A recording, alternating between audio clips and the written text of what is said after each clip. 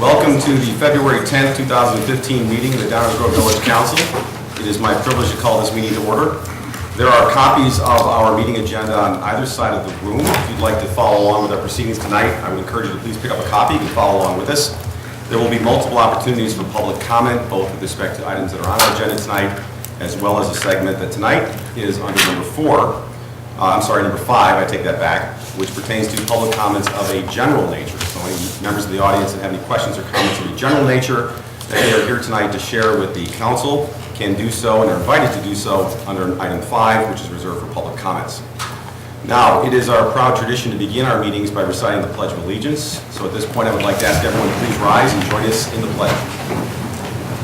I pledge allegiance to the flag of the United States of America and to the republic for which it stands, one nation, under God, indivisible, with liberty and justice for all. Thank you. With that, I'd like to ask our fine village clerk, April Holden, to call the roll, please. Commissioner Jose? Here. Commissioner Olson? Here. Commissioner Rankin?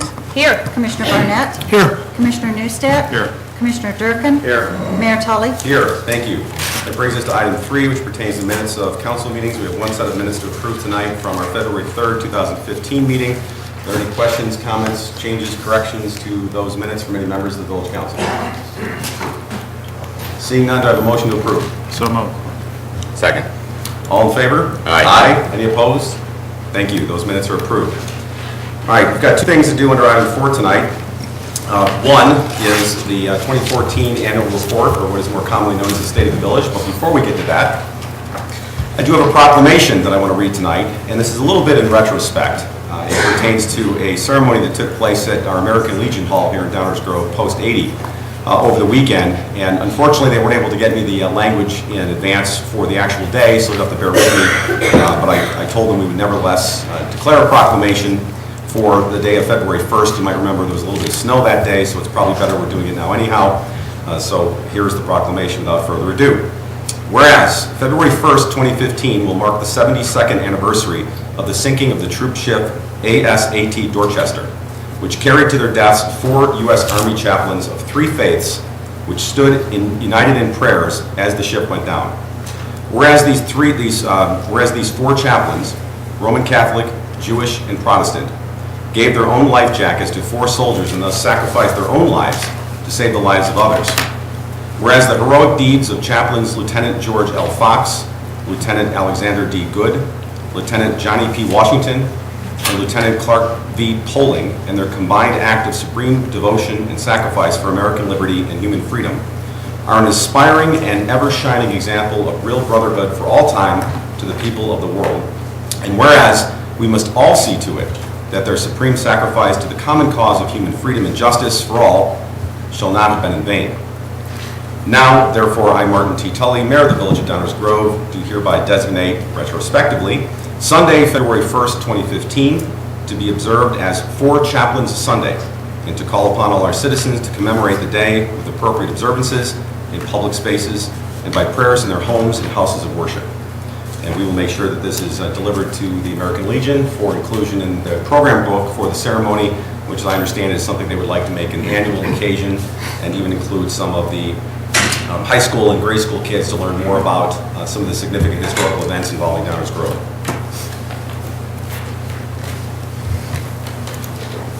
So with that introduction, as I mentioned, the other thing that I would like to do tonight under item 4, presentations, is to give the 2014 annual report, which is a report looking back on some of the highlights of the last year, but it has also come to be known as the State of the Village Report. And because of that name, I feel compelled to say, in response to the question, what is the state of the village, Mayor? I'm compelled to say that the answer is exceptional. The state of this village is exceptional.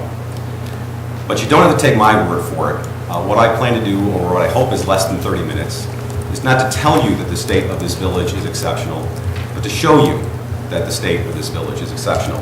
And to do that with some examples of highlights of last year in a number of different categories that hit on our 5 strategic plan goals in Downers Grove. Those strategic plan goals are being good stewards of financial and environmental sustainability, providing exceptional municipal services, maintaining top quality infrastructure, facilitating a strong and diverse local economy, and pursuing continual innovation. And some of the highlights that I will share with you tonight will touch upon all of those categories. Now, mind you, it is difficult at best to cover in 25, 30 minutes everything that happened in an entire year. And 2014 was no exception in its activity and events and accomplishments. So we will touch upon a few, but of course there is a lot more information about where we have been in the last year on the village's website, which is an extremely robust source of information for all residents. Let's begin with one of our favorite topics, and that is maintaining top quality infrastructure. Downers Grove continues to invest very solidly and responsibly in its capital improvement projects, and specifically streets, stormwater, water projects, and sidewalk infrastructure. This is literally the bones of our town, and as we know from a national level and a state level, infrastructure can be a real challenge. And we've made a commitment, particularly in recent years, to make the required investment in our infrastructure. And while we still have work to do, we are making great strides in being where we should be in terms of these projects. And I'll give you some examples. In 2014 alone, this village completed over $20 million in capital improvement projects. As mentioned, that included streets, which was a $6.9 million reconstruction project in Downers Grove Estates and Brookins Center, and a $4.91 million street maintenance project.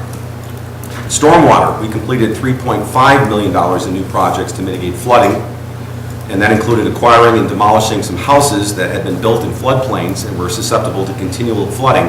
So as part of that program, to remove the issue and therefore prevent the flooding, some of that investment went into acquisition of properties. Water projects, almost $4 million in water projects were involved, including new water mains, valves, and hydrants. And of course, sidewalks. We completed over $860,000 in new sidewalk construction and sidewalk maintenance, as well as making improvements for our sidewalks to make them more ADA compliant in terms of the right-of-ways. We will continue to make these important investments in infrastructure as we continue, and as we start to look at other infrastructure issues that we may want to put our eyes on going forward beyond those that we have traditionally supported.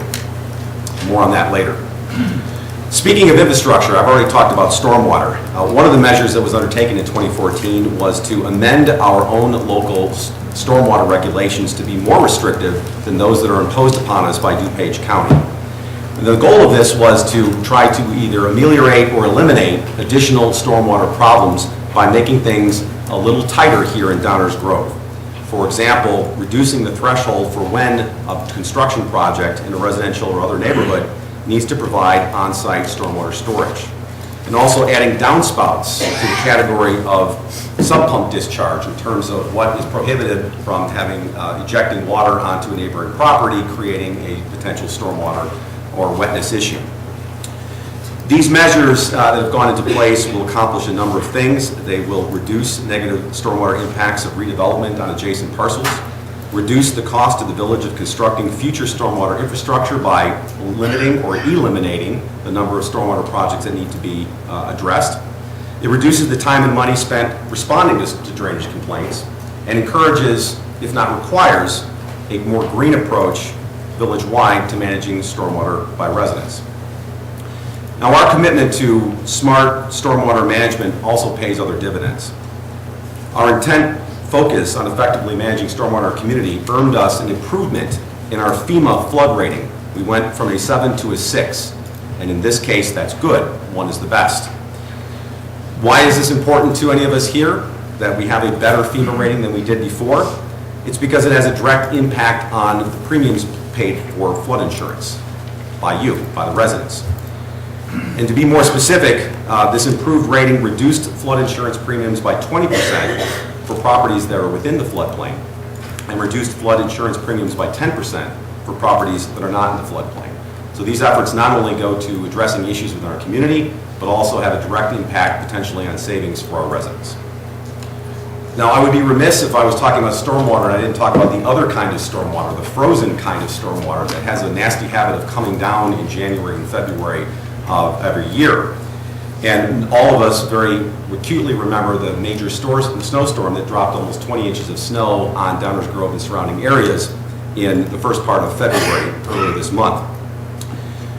We were better positioned to respond to that massive snowfall, which I believe some said was the 5th largest snowfall in recorded history in our area. We were much better positioned to respond to that snowstorm and the snow removal plan that we have in Downers Grove because of changes that we had made to our snow and ice control operations in 2014 based on lessons learned from prior snowstorms. Those changes reduced the amount of time to plow snow routes and reduce the likelihood of road salt shortages. You may recall that we added substantially to our storages of road salt last year so that we would not face, like many communities that have recently, running short of salt when the time is there. Also reduce the cost of purchasing road salt, which during times of great need can go up quite high and therefore costing us dearly. But by better planning, we can keep those costs under control. The changes to the plan also reduce the likelihood of staff shortages, meaning we don't have the folks out in the street actually handling the snow removal and ice control programs when they need to be. Now, clearly, based on the recent snowstorm, there were other things that we learned. And we learned from every snowstorm, and adjustments are made, and we will continue to make adjustments to our snow removal and ice control operations to always do the best that we can within our means to be responsive to our residents, even when we get ridiculously large snows like those that happened earlier this month. Service is very important in Downers Grove, and I just want to touch upon a few service enhancements that saw themselves come to fruition in 2014. One example is that we launched a new wireless fire alarm system. Our VOC is now capable of receiving wireless fire alarm transmissions from businesses throughout Downers Grove. This has some real benefits. For example, it reduces the annual expenses to businesses by $600 to $1,200 per year.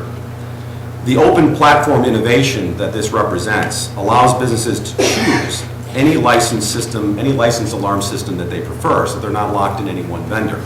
That choice also has a cost savings in that they can go with the best program and the best price that suits them. This is a voluntary program that allows businesses to decide which alarm system they prefer, as mentioned, and having pursued this program is innovative in the sense that it has established us as a leader when it comes to the provision of wireless alarm systems, and others in the area are now looking to Downers Grove to follow in our footsteps with respect to this measure. Speaking of the fire service, very proud to point out that in 2014, our Downers Grove Fire Department, your Downers Grove Fire Department, improved its effectiveness rating. And what I mean by that is the ISO rating, which is the rating issued by the Insurance Service Office and used to set residential and business insurance premium rates, was increased from Class 3 to Class 2. Because of that increase, the Village of Downers Grove Fire Department is now recognized as being among one of the top 1.5% of all fire departments in the entire nation. So that's the 1% that you certainly want to be a member of. And as mentioned, as you've probably already figured out, this increase in the effectiveness rating means a reduced insurance premium for businesses throughout our community. So congratulations to our fire service for that accomplishment. Sign ordinance implementation. One of the ongoing projects in the village has been to put into place the sign ordinance that was adopted in 2005. And it has been about 10 years since that effort has been undertaken, and it has been very successful in terms of achieving compliance. The original goal of the sign ordinance was to achieve a more aesthetically pleasing look in our commercial corridors. Obviously, aesthetics are always in the eye of the beholder, but compliance has been very effective. We are now at approximately 96% compliance rate to date. Most of that has been voluntary, and in fact, we've worked very hard to minimize the issuance of citations to compel compliance with the ordinance using our facilitate, not regulate approach to local government. A new program that was launched in 2014, which is something that was asked for by our residents, is this something that we too can do in Downers Grove, was the launch of a new prescription drug drop-off program. So what do you do with those old prescription drugs that may have expired or you no longer need? You certainly don't want to flush them down the toilet. You certainly don't want to leave them lying around. You certainly don't want them getting into the wrong hands. Well, Downers Grove now has a program that through our police department, residents can bring those expired or unused prescription medicines to a drop-off place where they can be disposed of properly and without worry. So far, and this is something that is done at no cost, so far 242 residents have already used this program through November of 2014. And speaking of our police department, not to be left in the shadow of the fire department, is also always striving to achieve excellence. In addition to going through a CALEA reaccreditation this year, our police department last July partnered with the Downers Grove Fire Department to conduct an active shooter training exercise with Midwestern University and Good Samaritan Hospital. This was done to meet federal requirements for emergency training, and it's unfortunate that we have to have, in this day and age, this type of training, but the cold, stark reality is that we do, and you should know that we do conduct this kind of training in Downers Grove so that if the horrific events ever were unfolding in the community, we would be as ready as we could be. This exercise helped improve village preparedness for active shooter emergencies and also had the benefit of training other first responders in the area. First responders from adjoining communities in Oak Brook, Lombard, Woodridge, and Darien all participated, and it also was a good partnership and enhanced relationship opportunity with Midwestern University, Good Samaritan Hospital, DuPage County, and other local entities. This is another example of an operation that has established the Village of Downers Grove as a leader in emergency management. You might be asking yourselves, okay, this is great, so you're accomplishing all these wonderful things in 2014, but how are you doing managing our money, our tax dollars? Is all this success coming at the expense of the taxpayer? Well, let's address that forthrightly. I'm very proud to say that once again, and for many years now, Downers Grove has had and continues to have a balanced budget. In fact, we have a well-managed general fund that added $300,000 to its balance at the end of 2014. The general fund is very critical because it is the main operating fund of the village and includes funding for the majority of village services. Maintaining the general fund balance within targets is very important for our financial sustainability. And in this year, in 2015, it allows for no increase in the village portion of your tax levy for any operational aspects of the village. And I think it's important to point out that except for some mandatory public safety pension contributions that we have to make by the direction of the state, the village portion of your property tax bill has stayed flat or decreased each of the past 4 years. As mentioned, our fund balances are within target and policy, and I believe that right now it's at about 38% of the estimated expenses for 2015. So we have a good, robust reserve for emergencies, and we are well situated in terms of our financial health. So what are some of the things that we did to take care of our financial health in 2014? Well, one thing was a long-standing priority of this village, and that was to eliminate the transportation fund accumulated deficit. This was something that had arisen because of the village's support over the years of the Grove commuter shuttle. And let's face it, ladies and gentlemen, there is not a public transportation system in the world that is not subsidized by a government entity. And we have had a commuter shuttle bus for some time.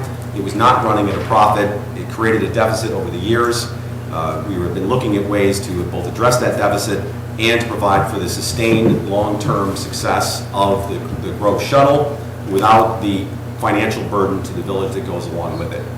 In 2014, we were able to close the books on that deficit, eliminating it completely, and yet maintaining the general fund balance within policy and targets. Now, the bus didn't go away.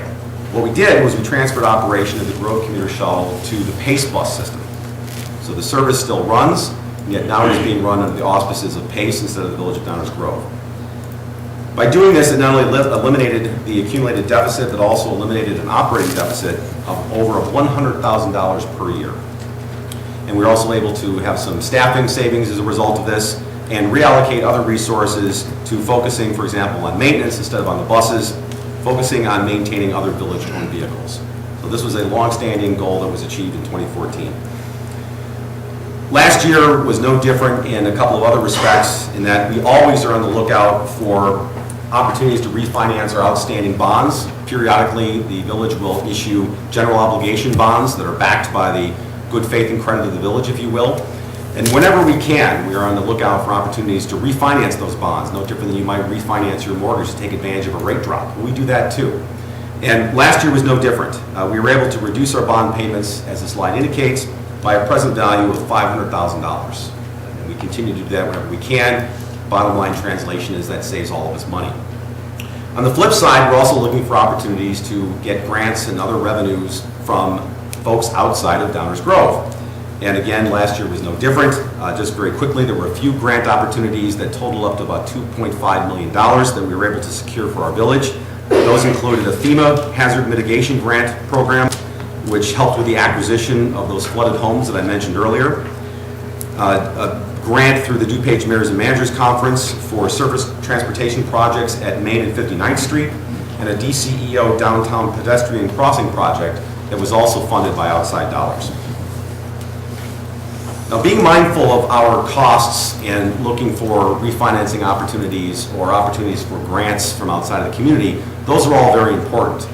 But these days, and increasingly so, what is critical to really controlling costs and doing more with less, or doing the same with what we have, requires three things: cooperation, collaboration, and where it makes sense, consolidation. What I'm talking about here are partnerships. We have been strong leaders with respect to partnering with other entities, public, private, other taxing bodies, to where we can share, go in on things together, put resources together, share resources, share contracts, whatever we might be able to think of in order to benefit our shared constituents. For example, last year we partnered with School District 58 on lot paving. Since the village has lots it has to pave, the school district has lots it has to pave. By doing that together rather than separately, we were able to reduce the District 58 parking lot expenses by $45,000. And as most of you know, District 58 and the Village of Downers Grove have roughly contiguous borders, so we're helping out our shared constituents. It only makes sense. We also partnered with the Park District, the Downers Grove Park District, on a compressed natural gas fueling station. This allowed the Park District to purchase and operate CNG vehicles. We have a CNG fueling facility here in Downers Grove and have used CNG fueled vehicles for some time. But this now allows, by expanding that out to the Park District, it allows them to also take the benefit and receive the benefit of that alternative form of fuel. And it's more green too.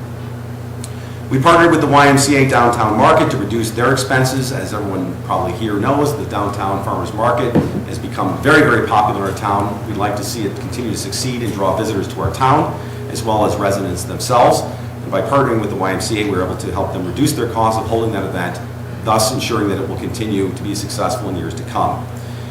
I mentioned the DuPage Mayors and Managers Conference. We were members of that conference, and last year leveraged our membership in that organization to not only restructure some long-standing building loans that saved us almost $25,000, but also working with other communities through the DMMC for public works contracts that we were able to save money on, and also reduce the time and effort spent on implementing new state laws.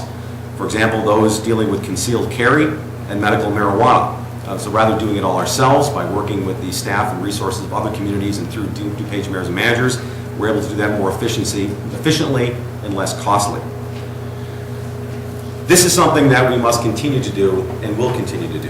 It is very important that we diligently work both at the local level, but also laterally outside of Downers Grove and at other levels of government on a continuous basis to identify and pursue these partnership opportunities. These are the true places to achieve savings and maintaining services in this increasingly expensive and competitive environment that we find ourselves in. Another key factor to maintaining our good financial health, of course, is maintaining a robust economic environment. And we have to maintain our commercial corridors. So economic development is very important, and I will only touch upon a few. The slide that is up on the screen shows the logos of a number of different businesses that came to Downers Grove or opened new locations in Downers Grove in 2014. Our economic development efforts are absolutely critical. The environment out there is becoming increasingly competitive. We're seeing competition not only from neighboring towns for businesses, but from other states and even from other countries. So robustly supporting economic development efforts is more important today than ever before, and being savvy in that regard and knowing what you're doing, like Downers Grove does, is absolutely critical to success. Just to touch upon a few things, we welcomed a Lamborghini dealership to Downers Grove in 2014, as well as what seemed to be the year of the grocery. Fresh Time Grocery came to Downers Grove. Caputo's Grocery came to Downers Grove. We lost one grocery, but we seem to be flush with groceries these days. I'm very proud to say that Downers Grove now can be put on the map as a community that has 4 Starbucks. There will be a new Starbucks opening up in Downers Grove. That really puts you on the map of the world. And probably more seriously important is our penchant for now attracting corporate headquarters. Downers Grove is rapidly becoming the choice for corporate headquarters in America. Let me just give you a few examples. Addus Healthcare relocated their headquarters to Downers Grove. Arco Murray Corporation brought their headquarters here. Fresh Time liked the location so much they didn't just open up a grocery, they decided to move their corporate headquarters here. Glanbia, Performance Nutrition, American Access, Casualty Corporate, Sanford LP, who you probably know better, is the maker and manufacturer of the Sharpie. I'm sure everyone has one with them. And Lextech Corporation is also relocating its headquarters to Downers Grove. And this is important because as we continue to be well-known and our brand extends throughout the entire country and the world, we are having the ability to attract these important corporate headquarters to our town. Why is that important, ladies and gentlemen? Because they fill our Class 1 office space. And it puts it to the proper use to maintain our tax base. It also brings jobs to Downers Grove. It brings employees to Downers Grove. Those employees have to go somewhere to buy things. They have to go somewhere to have lunch. They fill up their gas tanks. This is something that is very important for us to continue to pursue.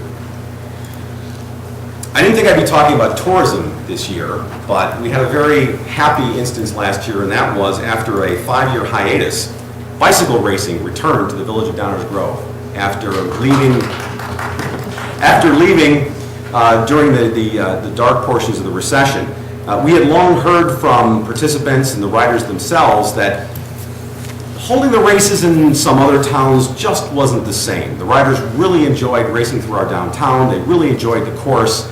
And boy, we sure liked the attention it brought to Downers Grove and the national recognition and attention that we got from when those events were televised.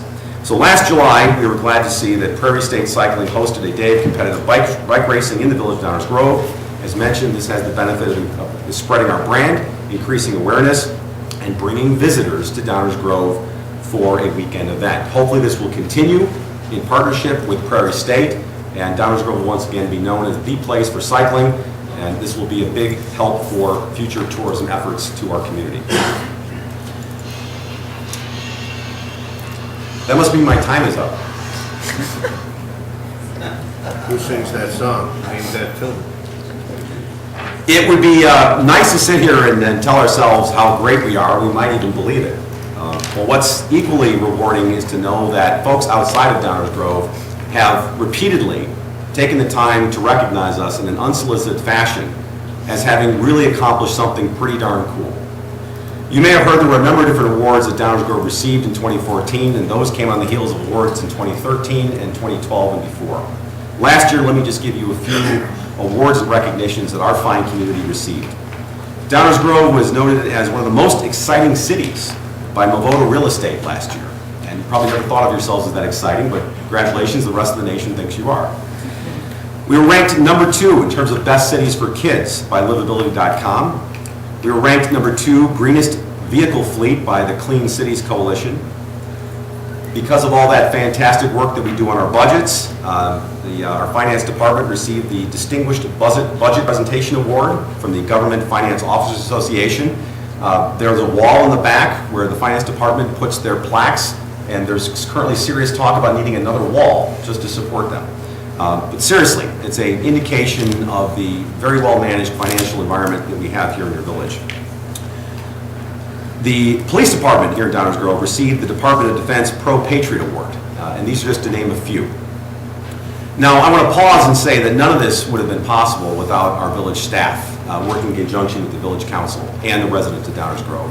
I think it is very appropriate at this point in time to thank our village manager, all of his staff, our village attorney, and everybody who works together at 801 Burlington, Public Works, and throughout the village to make sure that we are constantly achieving these new plateaus, these new peaks, if you will, that bring us these kinds of awards and recognitions.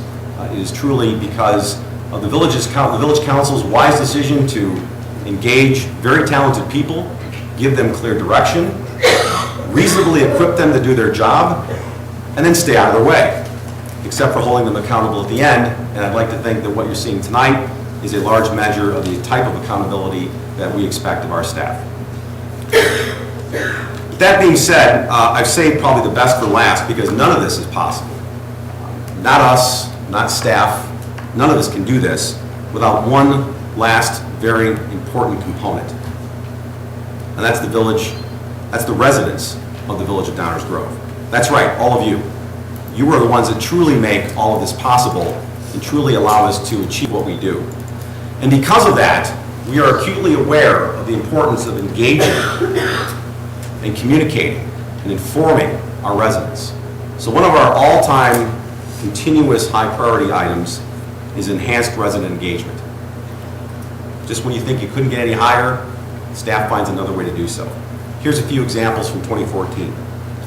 The village launched its Nextdoor.com presence, began live streaming on YouTube meetings both here and as well as in the committee room, which enables viewers to watch our meetings at any point in time from anything, even from their personal devices.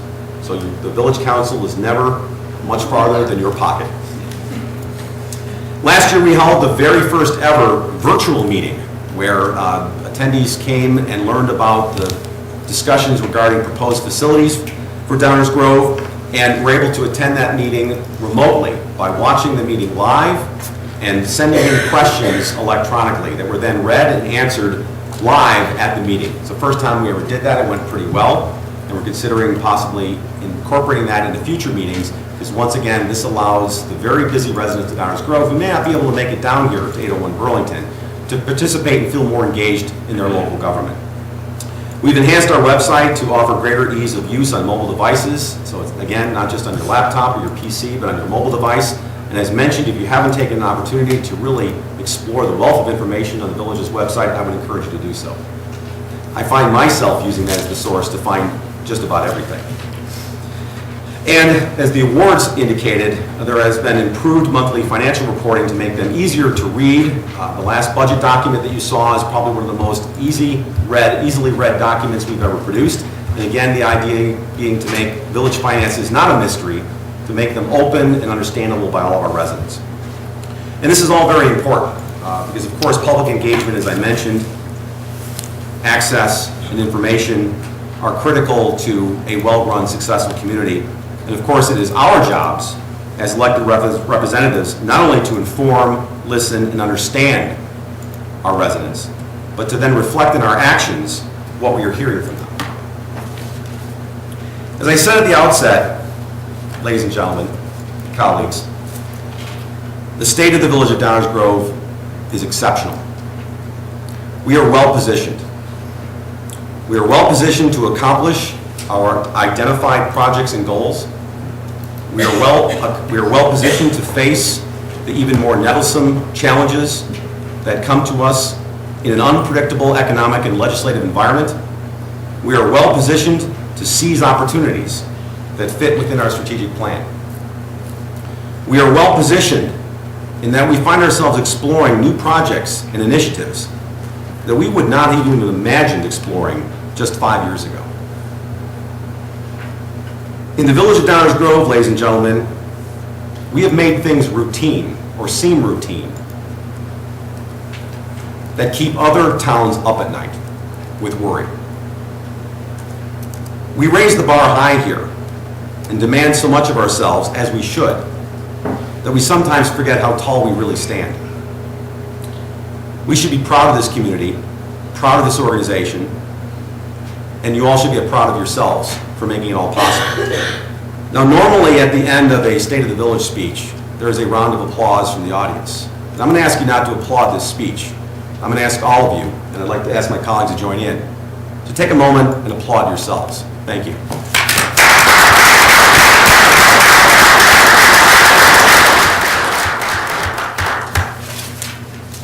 And that ends the 2014 annual report. Thank you for your attention. Not coincidentally, that brings us to item 5 on our agenda, which is the segment of the meeting that I mentioned earlier is reserved for public comments of a general nature. So if any folks have any questions or comments of a general nature, now would be the time to please come to the podium, and we welcome hearing from you. So and also, even though the 2014 State of the Village report was on the agenda, if there are any questions with respect to that presentation, I would also invite anyone to please ask those questions during this segment. So with that, members of the audience, any questions or comments of a general nature that they would like to make at this time, please come up to the podium. We'd welcome hearing from you. Good evening. Good evening, Mayor and Council. I'm John Tillotson, my second time up here, so I'm still a newbie. But I'm a resident of Downers Grove for 20 years. Our home address is 5232 Benton Avenue. We're also the property owner at 743 Maple Avenue. Back January 20th, I addressed the council to put forward our interest, my wife and I, our interest in functioning in a capacity to help save the Edwards home from being torn down and to be the recipient of that home and also to provide the funding necessary, the principal funding necessary to make that happen. In my conversation with David Fieldman just yesterday, he and I both concluded that it would make sense for me to come back tonight in the general comment session with an update on the activities that have transpired since the last council meeting where we presented. So I have David's letter that was submitted to the council, and I'd like to go through that point by point to provide an update to the council. His letter is, I'm just going to recite it briefly. John, thank you for the call updating me on your recent efforts to relocate the structure currently located at 942 Maple to your property at 743 Maple. As we discussed, the Village Council at the January 20 meeting stated that they would further consider the proposed three-party agreement to relocate the structure once you obtain and submit written consent from the owners of the private trees that require pruning. Based on our conversation, it is my understanding that you, and then there are some bullet points, and I'm going to read each one and then comment on each of those bullet points. The first bullet point is obtained written consent from some of the owners of the affected private trees. And so we do have 2 consents I have with me that I can submit after my briefing. And so that puts us at 2 of the private tree owners, 2 in favor, 2 not in favor, and 1 that is interested in supporting this initiative, but has some questions that we're going to follow up with on those questions. The second bullet point, are in the process of preparing a revised structure relocation route to lessen the impact on public and private trees and to avoid pruning trees owned by people who have not provided written consent. That is correct.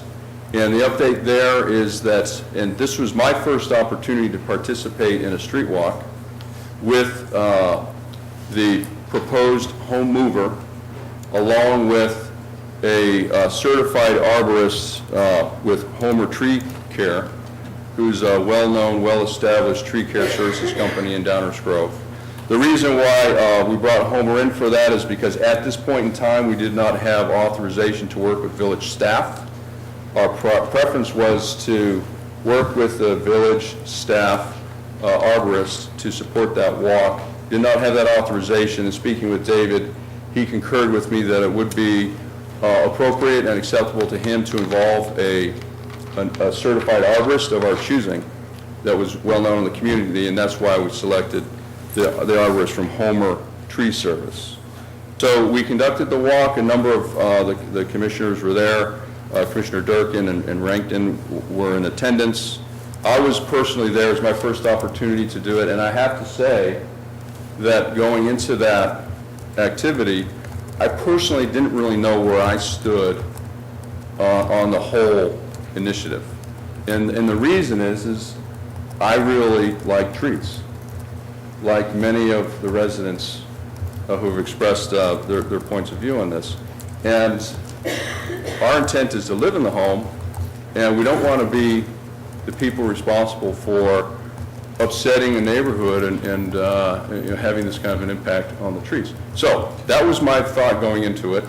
At the end of that exercise, I had a different feeling, which was we really can do this with minimal tree impacts, based on the opinion that was expressed both by the certified arborist from Homer Tree Service and the mover.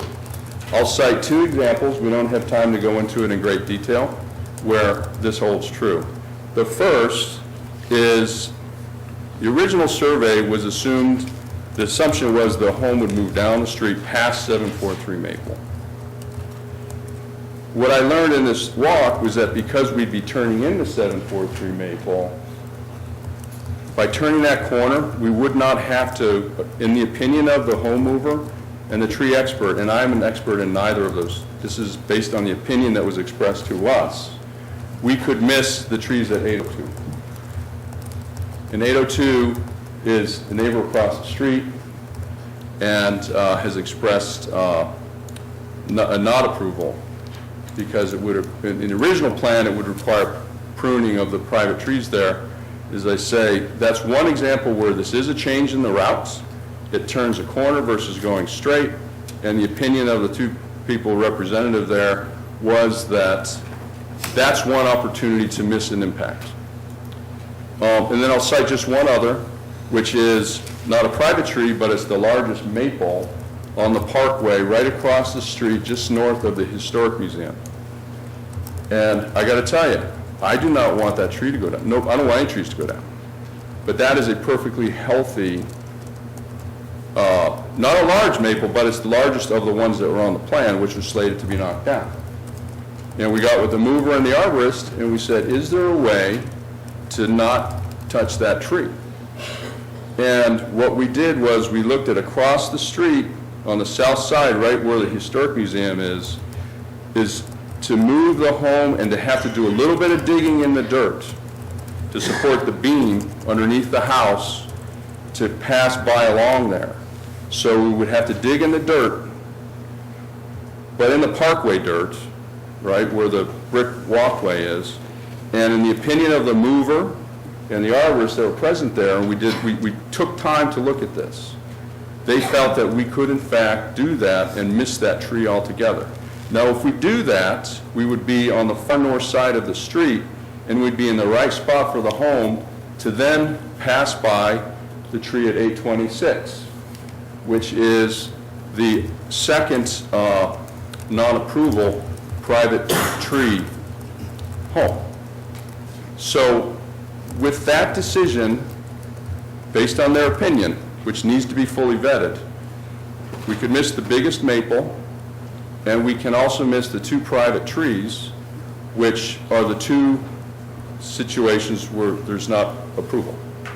So there are other examples, but I walked away believing that this really is something that we can do, and we can have a very minimal impact on the trees. Yeah, there will be some impacts, but in the opinion of the arborist, who at the end said, in my opinion, I believe this is a minimal impact tree project. So that's my update there. Hired a licensed arborist to assist in the preparation. I think I covered that. Walked the relocation route with the arborist. I think I've covered that point. Interviewed Douglas Gilbert, an architect with experience in historic preservation, about the value of the structure. That's one area that I personally feel our group has not effectively addressed. I've had conversations with people who say, I don't really get it. I don't see the value of this home. Some people feel that way. And I have never felt that way. I've always felt, since I've been a resident here for 20 years, that is one of the coolest buildings that I will come across. Well, so I went and I interviewed Douglas Gilbert. We video recorded it. I've made it available. It is at the Facebook site, Help Save 942 Maple, Downers Grove. So I encourage everyone to take a close look and listen to Douglas Gilbert's opinion of the value of this structure. Now, he is an architect. He's a specialist in preservation. He's a former chair of the Oak Park Preservation Committee. And in his opinion, in short, you have to listen to the video, it is among the most significant historical buildings in the city, in the town of Downers Grove. Full stop. It is the most significant Queen Anne Victorian in the city of Downers Grove. Full stop. So I was very intrigued by the whole conversation with him. He verified what my wife and I have believed to be true. It is a very valuable asset for the community, in the opinion of experts as well as many members of the community, and it's scheduled to be flattened.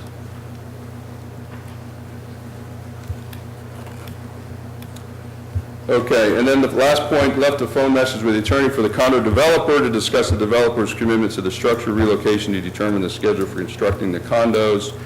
In fact, I do have an update on that, David. I did speak with David Sosin, the attorney, today, and he confirmed that the deal did close. I think that's clear to those who are in the know.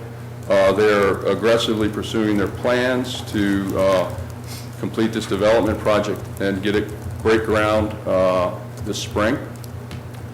And I also spoke with Mike Bain, who is our in-house expert on how to actually do something like this. If it wasn't for Mike Bain, we would not even have put ourselves into this process.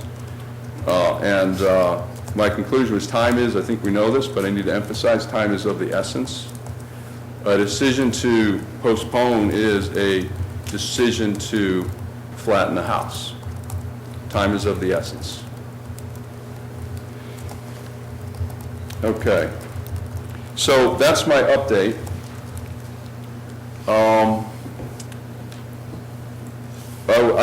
I guess I have two I'd like to request, if that's, I'm not real familiar with the process, so I'll just say it this way. I'd like to put a request forward to the council in two areas. The first is for the council to provide us approval to work with village staff so we can, our goal is to have a proposal and a plan that's fully vetted with the village staff. We don't want to come to the commission with something that is not vetted with the village staff. But in order for that to happen, we need your approval to just work with them over the next week.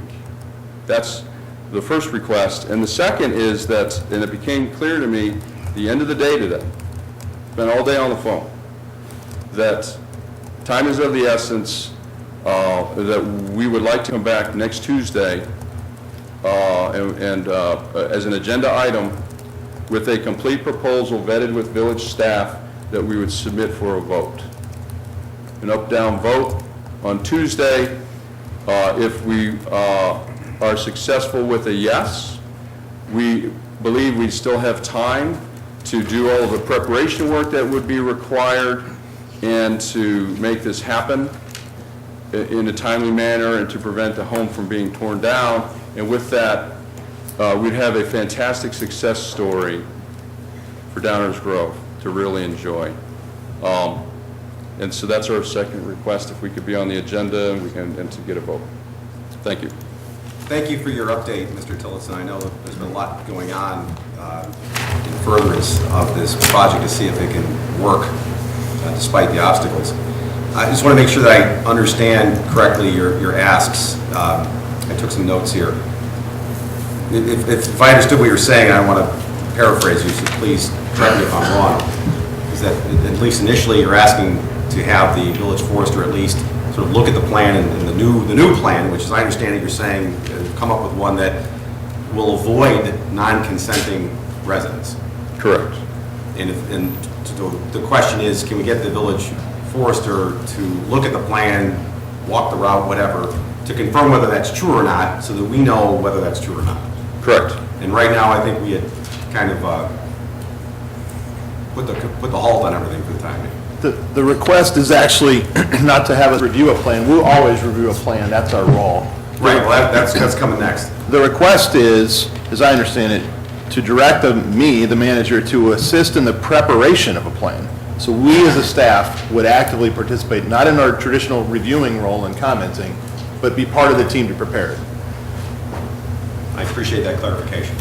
And then the idea would be, whatever the plan is, to bring it forward then for some kind of action or not next week. And I guess the question is that even possible?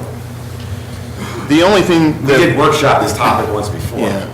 If you remember, we had bullet points on a proposed three-party agreement, and we were seeking direction from the council at that time of should we take the steps necessary to complete full negotiation of a three-party agreement. There are many issues beyond the bullet points that were up for discussion, so it's highly unlikely that we would have a final yes/no vote. We wouldn't even have the three-party agreement negotiated or prepared by next week. That is not possible. But if directed by the council, we could check in if that's something the council would like to further discuss. See where we are on the bullet points, see if there's support or if any opinions have changed based on information that becomes available. And it may not be that the agreement has to be necessary for a vote. Well, that's it. If I may, yeah, obviously we can't have the agreement, the three-way agreement done, but if we had clarity that, yeah, based on what's been presented, please proceed to the next step in preparing the three-way agreement. Right. That's what we'd be looking for. Well, and that's actually, if I remember correctly, kind of where we were last time anyway. Correct. Is the direction about whether to proceed to finalize or to put together a tripartite agreement. Okay, so I think I understand the ask. Though I do have to ask one other question, though, in terms of update. Yes. Because I remember the discussions. One was obviously the impact upon trees. You at least updated us on efforts to try to address that. We'll see. But the other issue was, I know there was a concern about funding. Is there any update there? Yeah, there is. We recognize that's emerged as an issue, and we are actively seeking alternative funding as I speak right now.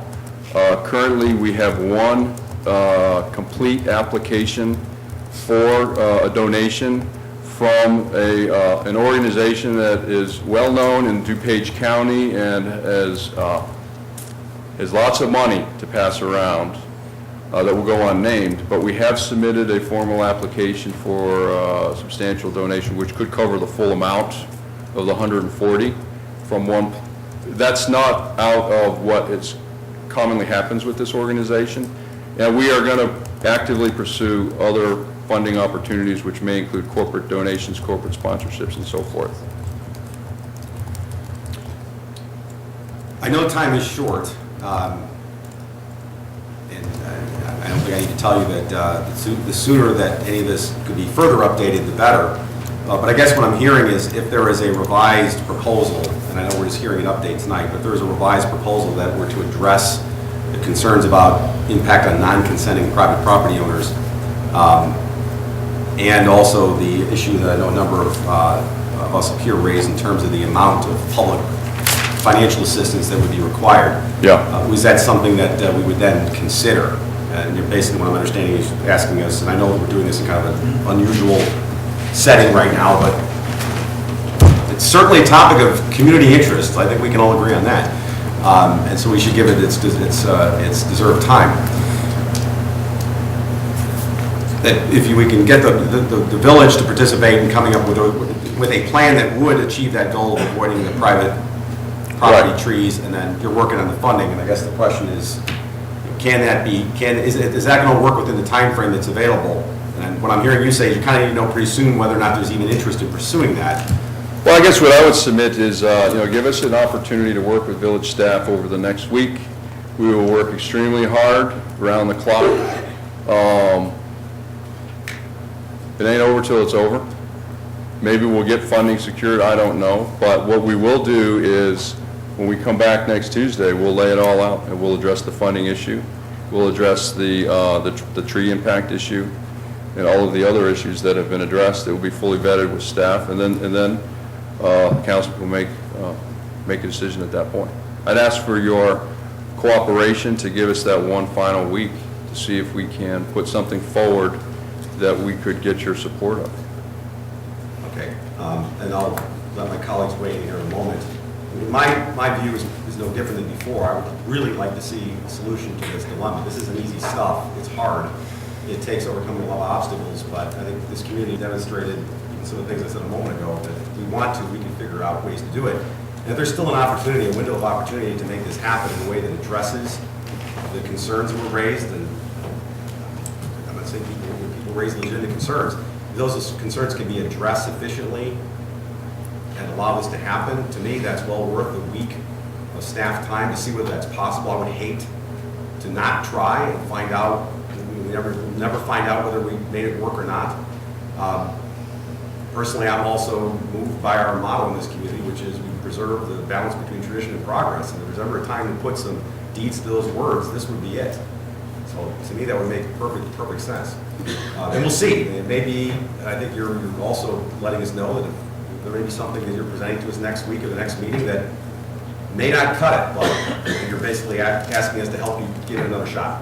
That's exactly it, and then we'll make a decision, and then we'll all move on with whatever the decision is. But at least we've given it our best collective effort, and we've done our due diligence, and we've vetted our work with village staff so we can put forward the best possible proposal, given the time constraints that we're working with. Well, personally, I think a 1 week staff time to see if that's possible is a minor investment to what could be a terrific win-win story for our community. Commissioner? Thank you, Mayor. I think your request is very reasonable. I've had great discussion with you the last couple of days. Thank you. And as soon as this morning, but as I had stated to you, John, just for the public record, my overall concern with this project, it's not the moving of the house or the saving of the house, it's the allocation of the $140,000. I have a real concern with that, as I've said before, as I walked the street with Commissioner Rankin and the rest of the residents and experts that were with you.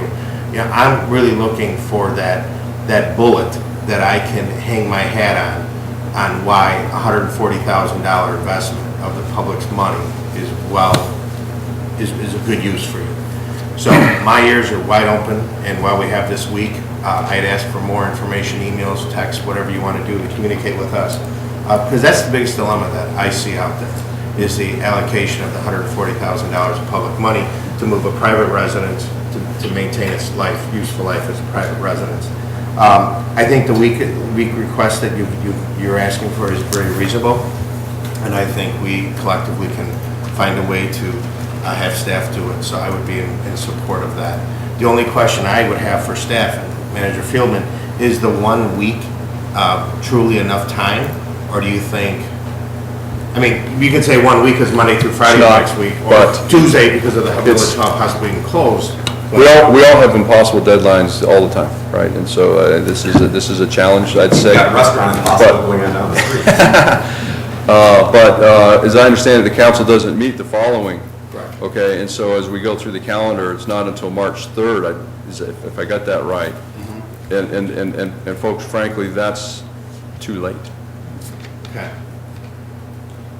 It's not enough time to bring this to a full resolution. If it's simply to help prepare our take on the plan and whether we think this excavation in the public right-of-way can work and our opinion of the other tree issues, that's something that takes about a week, sure.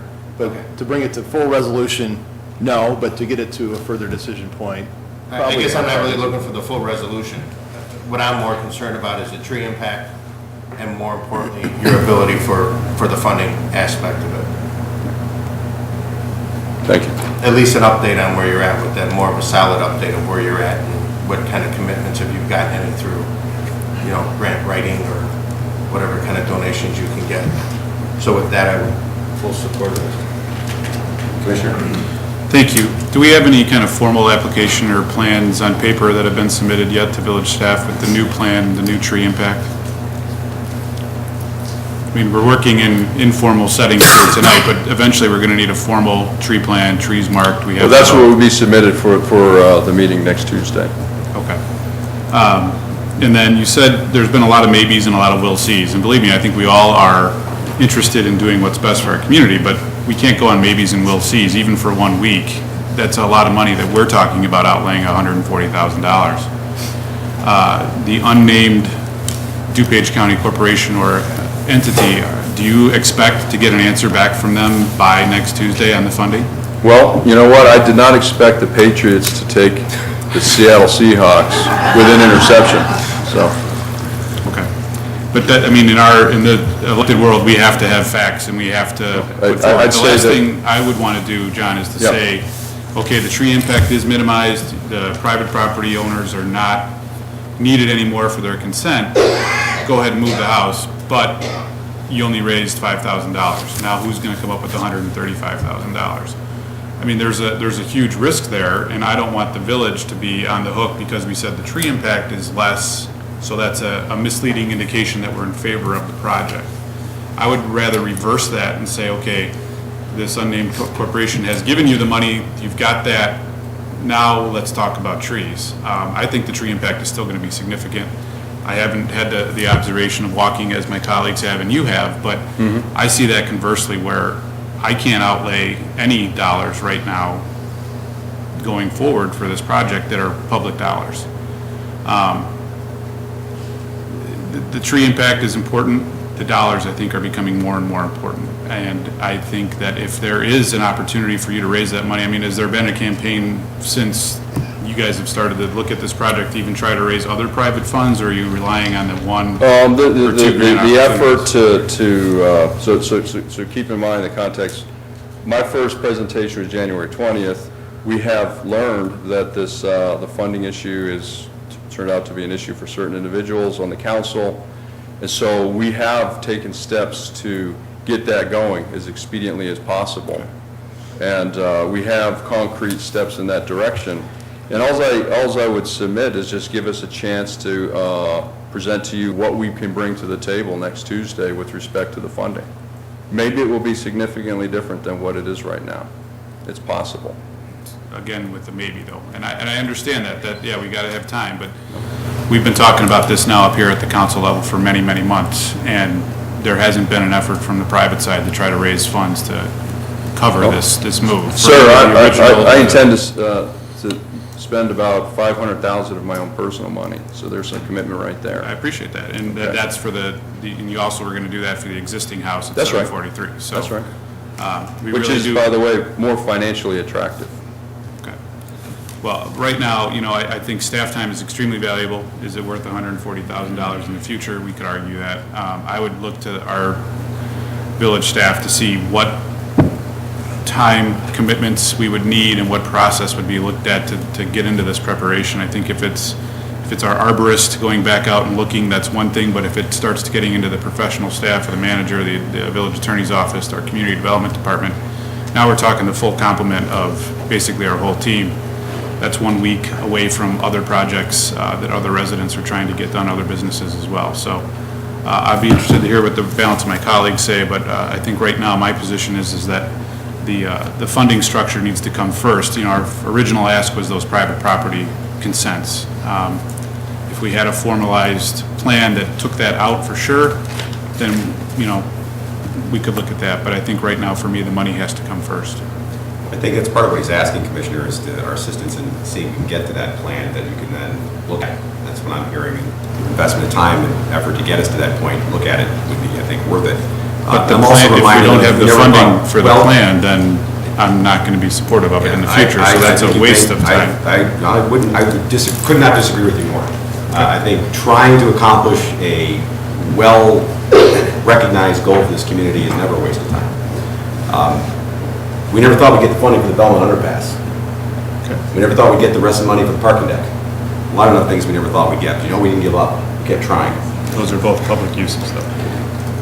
If historic preservation isn't a public value in this community, then all the words that we've spent towards that topic over the last decades or so have been meaningless. So to me, if this community believes that historic preservation is really important, please, thank you, but no thank you. No applause either way. I'm sure there are people who applaud the other way.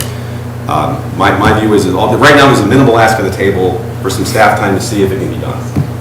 It's a small investment. Whether or not $140,000 can be spent, I agree with you, that's a different issue. But these things, given the press of time, just have to happen in parallel. I don't think we can act sequentially. Mayor, could I? Sure. I think the comment that you just made about activities can't happen sequentially is very appropriate. And that's why I think we do need to allocate some staff time, some staff resources, especially the forester and others to assist. This is clearly, we've been through a long journey with this proposal and long journey here.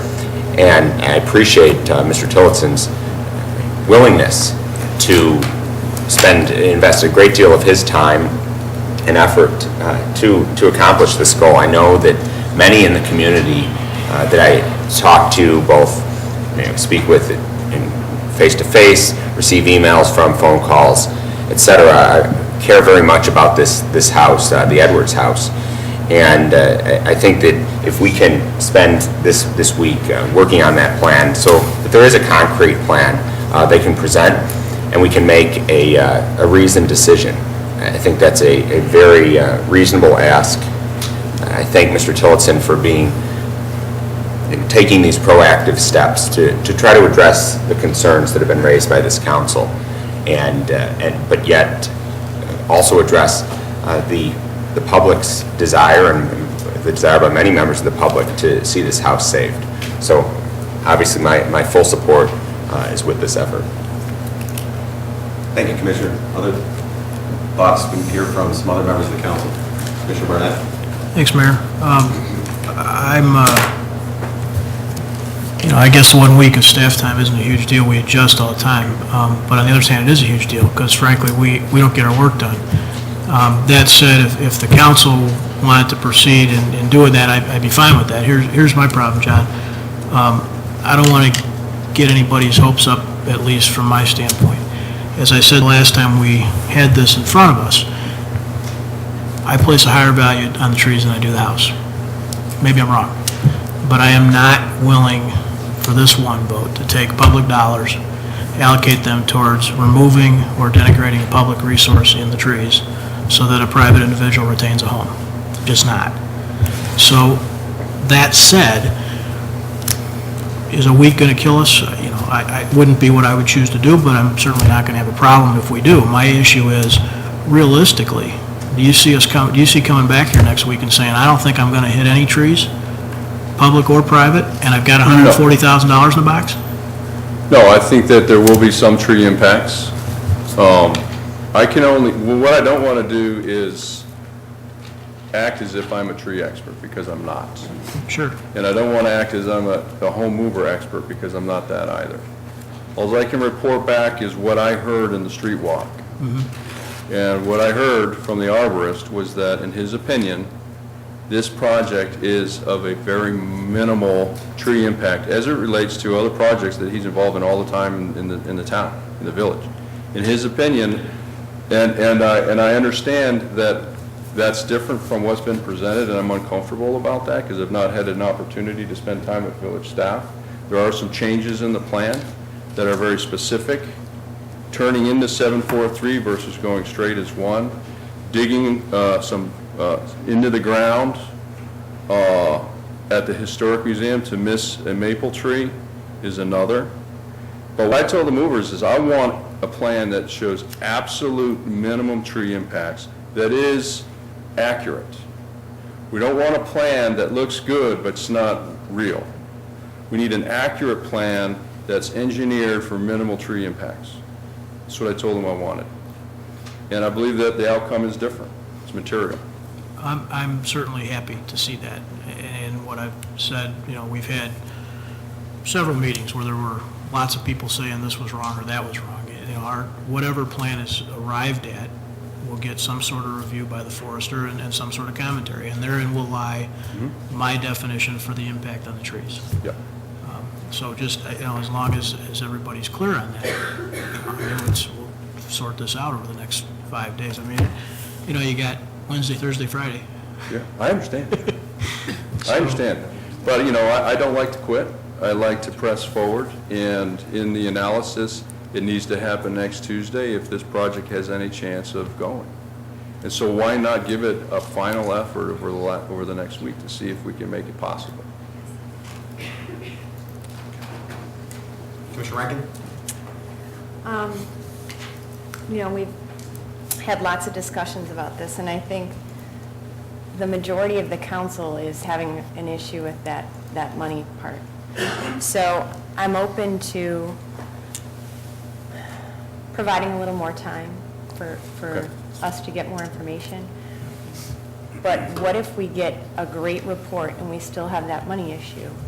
So I think for me, that I would like to know if your funding doesn't, and you don't know the answer to this right now, but if your funding doesn't come through, I think we all need to know the village is out in the funding. Well, I mean, I'm not going to speak for everyone, but it seems like the majority would want to say that the village can't support it with dollars. So you need to figure out that part of the equation, because I think the reason we're all hesitant is we don't want to lead you down a path when we know that there's still this one part that's a challenge for us all.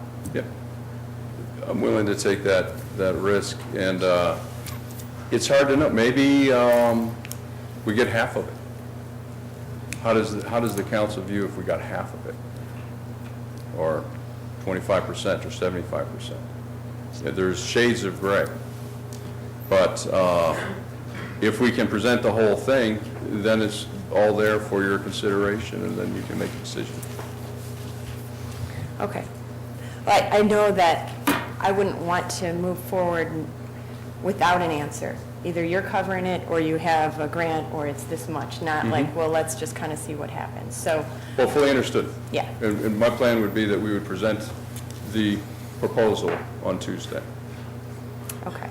I would be open to having a little more time for you to present some more information and gather more information. Great. Thank you. Thank you, Commissioner Taylor. Other clarification? With staff's participation and Yes. because frankly, the last plan was staff's product. We had a lot of input from other people, but we actually drew that plan, used our computer, used our analysis, we did it all. I don't feel that it's appropriate to just shut this down right now. Got it. Thank you for the clarification, Commissioner Jose. Thank you, Mayor. I guess my first question for you, Mr. Tillotson, is how much staff involvement are you looking for? I mean, I'm wondering in what state is the proposal that would come to staff that staff would then be asked to work with?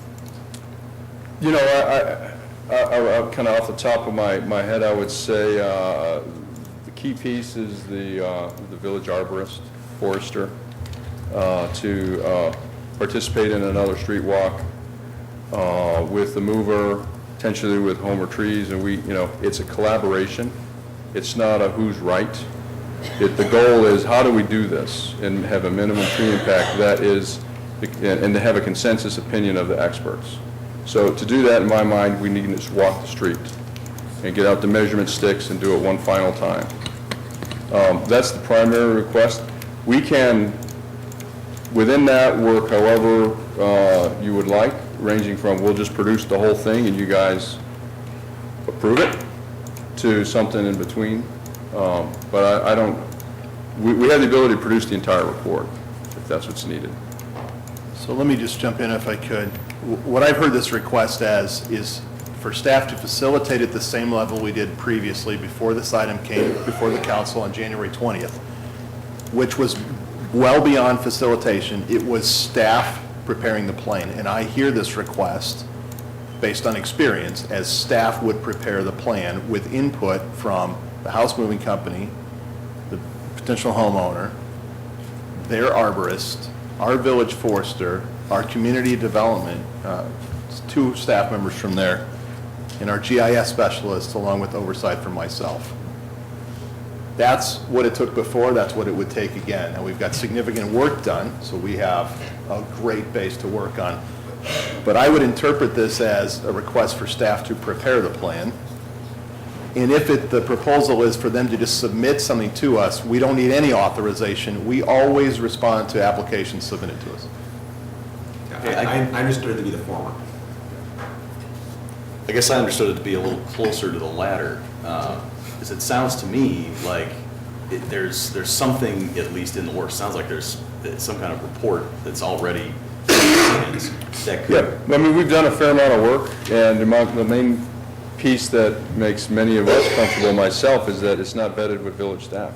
I have no interest in coming forward to say, here's our proposal, and it's not vetted with village staff. So I want it to be, this is, in the opinion of village staff, Right, it's a matter of analyzing the report. Well, You know, it's- obviously, it's going to take more than just reading Right, it, but you got to understood. talk to people, you got to Understood. But want even the, when we're talking about a new commercial development, it's rarely just dropped off with staff. It's usually a process where there's collaboration on the project. Sure, Here, I think because we're uniquely situated with a lot of the information, like the public street, the parkways, you almost can't do this without staff facilitation. Where we were before it was going full speed ahead with staff driving the project. But then it became clear there were two very large obstacles that some folks said, well, until there's some indication those can be overcome, I don't see the reason to proceed further. right, now, my point is, we're not starting from zero. Right. Yes.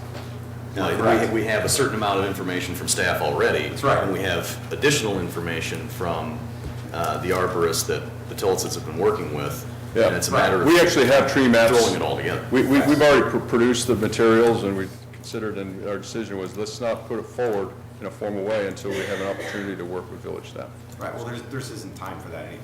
Yeah. The only way it's going to have any chance of success is by Yeah. collaboration. And I think if what we're talking about here is 1 week, you know, with some of the caveats that I think Commissioner Reinken and others have put out there saying that, you know, we're not making a commitment one way or the other, because for me, as Commissioner Barnett had pointed out, the trees are very important. So if the ultimate product is that it's 10 trees that are removed instead of 15, I don't know if that's going to move the needle enough for me, but I think it's worth it to find out. Okay. And so I would also support the request to move forward with the additional week and see if there's another way to slice this that makes it palatable for everybody. Thank you. Commissioner, you have comments? Thank you. Yeah, thank you. Just 3 additional items I want to bring up. You know, when we did this walk, there were 3 simple ideas, questions that came up. You know, the forester or the arborist that was there for Homer Trees Yeah. had pointed out that there were a number of branches and so on in the parkway tree that needs to be trimmed. So what is our tree trimming schedule for there? Something we can get within the week's notice here. 2017. The utilities, you know, where we're talking about removing the grade of the parkway in front of the historical museum, you know, what are the utilities, how far down are they? You know, I mean, it's something I think we would be able to get. And last is the ash trees. There's a number of ash trees that we know we have to remove. What is our policy, or what is our practice or procedure to remove such trees? Which is what I'm really interested in finding out with the staff report after John and his staff meet with us. So, I mean, those are, and I know there are a lot of notes that were taken in that walk. But unfortunately, we collectively, because I was there, Becky as well, and John can't get the answers because we've frozen staff time for them, so. That's all. Right. So we've been unfrozen, we've taken direction to continue to facilitate, which we're happy to do. I will work with the applicant, Mr. Tillotson, and his team of experts. I'm a little concerned about the timeline in our traditional approach to agenda materials, having them completed. The deadline's actually tomorrow morning at 9.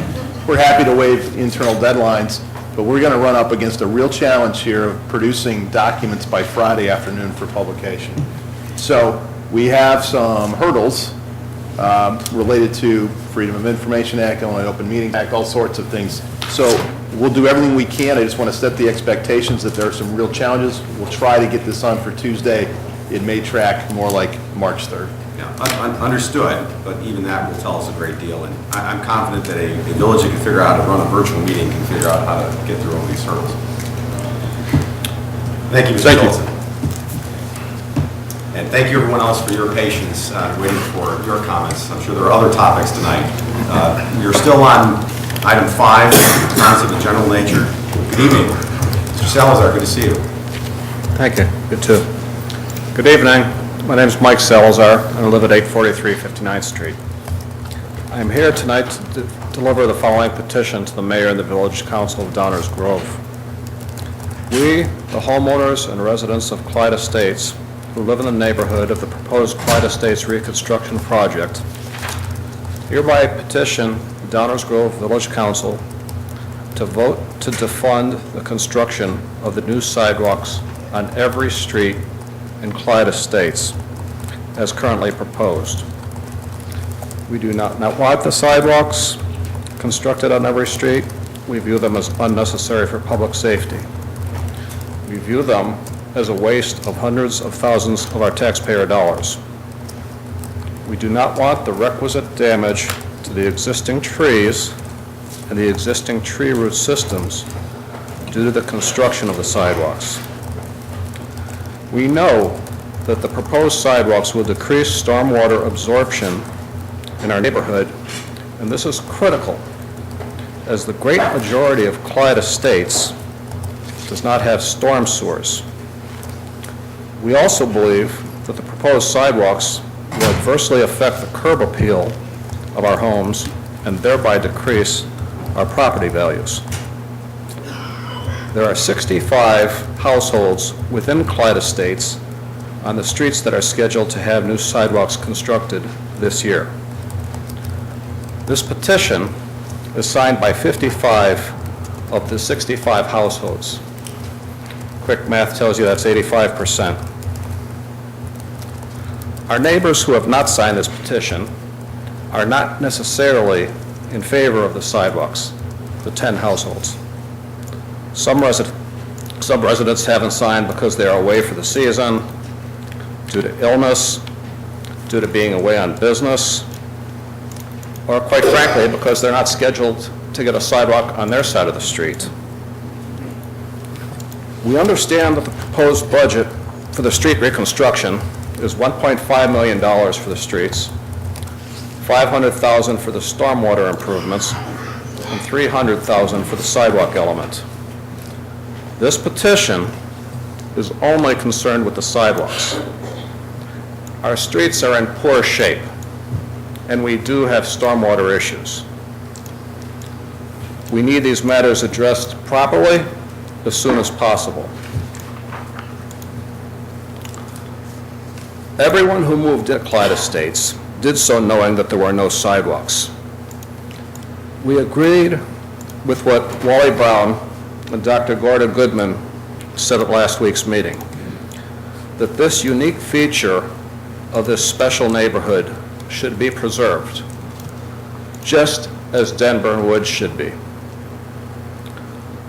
This is a petition signed by young families with children, by senior citizens, with and without grandchildren as frequent guests in their home, by single people, and by empty nesters. Some of us are second-generation homeowners who have purchased a family home. We are here by choice. It should be noted that sometimes when a house goes up for sale, it doesn't even make it to the market. There's no realtor involved. It sells by word of mouth, sometimes to a family member, sometimes to a friend. My neighbors and I would very much like to meet with the mayor and interested village council members so that you may see with your own eyes why this poorly designed sidewalk plan is meeting such overwhelming opposition. This is our neighborhood, and in part, our tax money. We do not want to lose any greenway that provides area for stormwater absorption. We want to preserve our trees and tree root systems, and we want to maintain the character, the unique character of our sidewalk-free neighborhood. I thank you for your time on the behalf of my friends and neighbors, and I ask for your thoughtful consideration on this important matter. Who gets the petition? Thanks, Mike. Appreciate it. Are there any questions, or should I go in peace? Thank you, Mr. Salazar. We will certainly take your words and the petition under advisement. Thank you. Thank you for being here and for presenting that. Good evening. Good evening. Denise Lazar, 808 Maple Avenue. I'm commenting particularly with regard to the first item that was in this open comment session. I just want the council to know that it's not appropriate to spend public dollars, and I really appreciate that you're speaking out for the taxpayers in terms of protecting our money. This is not an emergency. This structure has been on the market for years. It's been vacant for a long period of time. This has been a topic that we've all sat around and talked about for months and months and months. This is not an emergency. You need to do your job. You need to get the information you need to make a thoughtful decision, and you shouldn't be rushed by someone else's timeline. So I just ask that you make sure you get the information you need so you can make a thoughtful decision on behalf of all of us. Two other minor items. One that hasn't been discussed at all, or hasn't been discussed in this meeting, is bonding. So some type of escrow fund or bond that's set up to cover the things the unexpected, which always happens in a project of this magnitude. So, you know, we think we can miss the tree, but unfortunately we can't, or oops, something fell, you know, hydraulics broke, building drops on somebody's yard. There needs to be not only, of course, indemnification, which of course your lawyers take care of, but some type of fund set up so that our neighbors aren't impacted long-term and don't have to go through an extended process if their property's damaged by this. And then to the village manager's comment about the Open Meetings Act, I gotta tell you, this is not appropriate. To find out from social media, 3:30-ish this afternoon, that this matter is going to be heard, not because it's on the agenda, but because it's being heard as part of the general comments. We deserve a little bit more than that. We deserve some actual notice, that something's going to be heard, that something's going to be discussed. And so I'd really ask you to think about that. And so I do really appreciate that it may not be able to be done in time for the next meeting, and then it may be March 3rd, but we do have those obligations to each other and to our community to give everybody due process. Not everybody can drop everything and get here. Thank you. Thank you for being here, Ms. Lazar. I appreciate that. And this is a little unusual. It's sort of like when the council brings things up at the very end and we give direction to the staff. Nothing's been voted on, so technically it's fine, but we're recognizing somewhat of a unique situation. So I appreciate your being accommodating in that respect. Other questions or comments from members of the audience? General questions. Hi, I'd like to thank the council for having me. I'm James Clipper from 821 Clyde Avenue, and I'm going to back up Mr. Salazar here, but I was noticing, I think I just found your 140 grand, the sidewalks. So, yeah. So, anyways, I know it's, but anyways, so what I wanted to make a comment on actually is that our neighborhood is really unique. Most of the houses were built in the 50s from people that worked out in at the what's the Argonne. Yeah. Matter of fact, my house itself was owned by Dr. Glendinning, who was one of the leading scientists at Argonne. But I guess the point is, over 60 years, we've never really had a problem with anybody, getting run down by a car or anything like that. My son, who would like to have been here tonight, he's 12, and I'm hoping he'll come again, and he's going to actually write a persuasive argument for you folks to hear. But some of his points are that we don't really have that much of a flooding problem there, basically because of the root system and everything that's there. Also, he made a kind of a neat point that most of the kids that are on the street are going to be on the side where the ditches are going. So, that was his point. So I'll just leave it at that, and because I'm sure some of our other residents have things to say. But thank you for your time, and I wanted to compliment you also on the improvements that you have already made in our neighborhood. It's, with the street signs and also the other amendments to what was proposed before. So thank you very much. Thank you, sir. Thank you for being here. Good evening. Good evening, Mayor. Mike Boehm, 4629 Lynn Scott in Downers Grove. I've met most of you and spoken with you many times before. As you know, I've come forward as the original, my wife and I, the original people who were talking about moving the Edwards house to our property on Maple Avenue. Not really here for a statement. I'm really here more for a question, because I'm helping Mr. Tillotson, I'm helping the group understand, the 4 months that I've put into this effort since October 15th with administration, with you, with many people here. And I have to tell you that I'm really confused, and I really have to pose a question to you, because from the very first day that I came forward and talked to Tom Nybo, and then the next day talked to Mr. Fieldman, the effort to move the Edwards house was always a public-private venture. It always was, from the very first call that I made to everybody in this community. And from the very first day, the mechanism to help move this house was through waiving the permit fees for the development, because that was the mechanism to help make it happen. I never heard until January 20th that there was any concern of that mechanism, because I heard over and over again, it was used in this village before. And this is a public-private partnership idea. Everybody was excited about this. We have a way to save this home. If we can minimize or reduce the impact to the trees, it's real. Now all of a sudden, I'm hearing the whole council say it's not real because the waiving of permit fees was never on the table. I have to tell you that back October 15th, when I first got involved, I never would have gotten involved, which means you wouldn't have anybody here to be involved, because that was the mechanism. And remember, I presented before, my wife and I presented, it truly is people putting money together. This is not just the council or the village at Downers Grove. At the time, I was putting $300,000 of my own money. Mr. Tillotson is doing the same. But part of it is public-private partnership. What I'm hearing tonight is it's private development coming here. You said, we're private developers. They're private developers proposing to the village to move a house so they can take it over.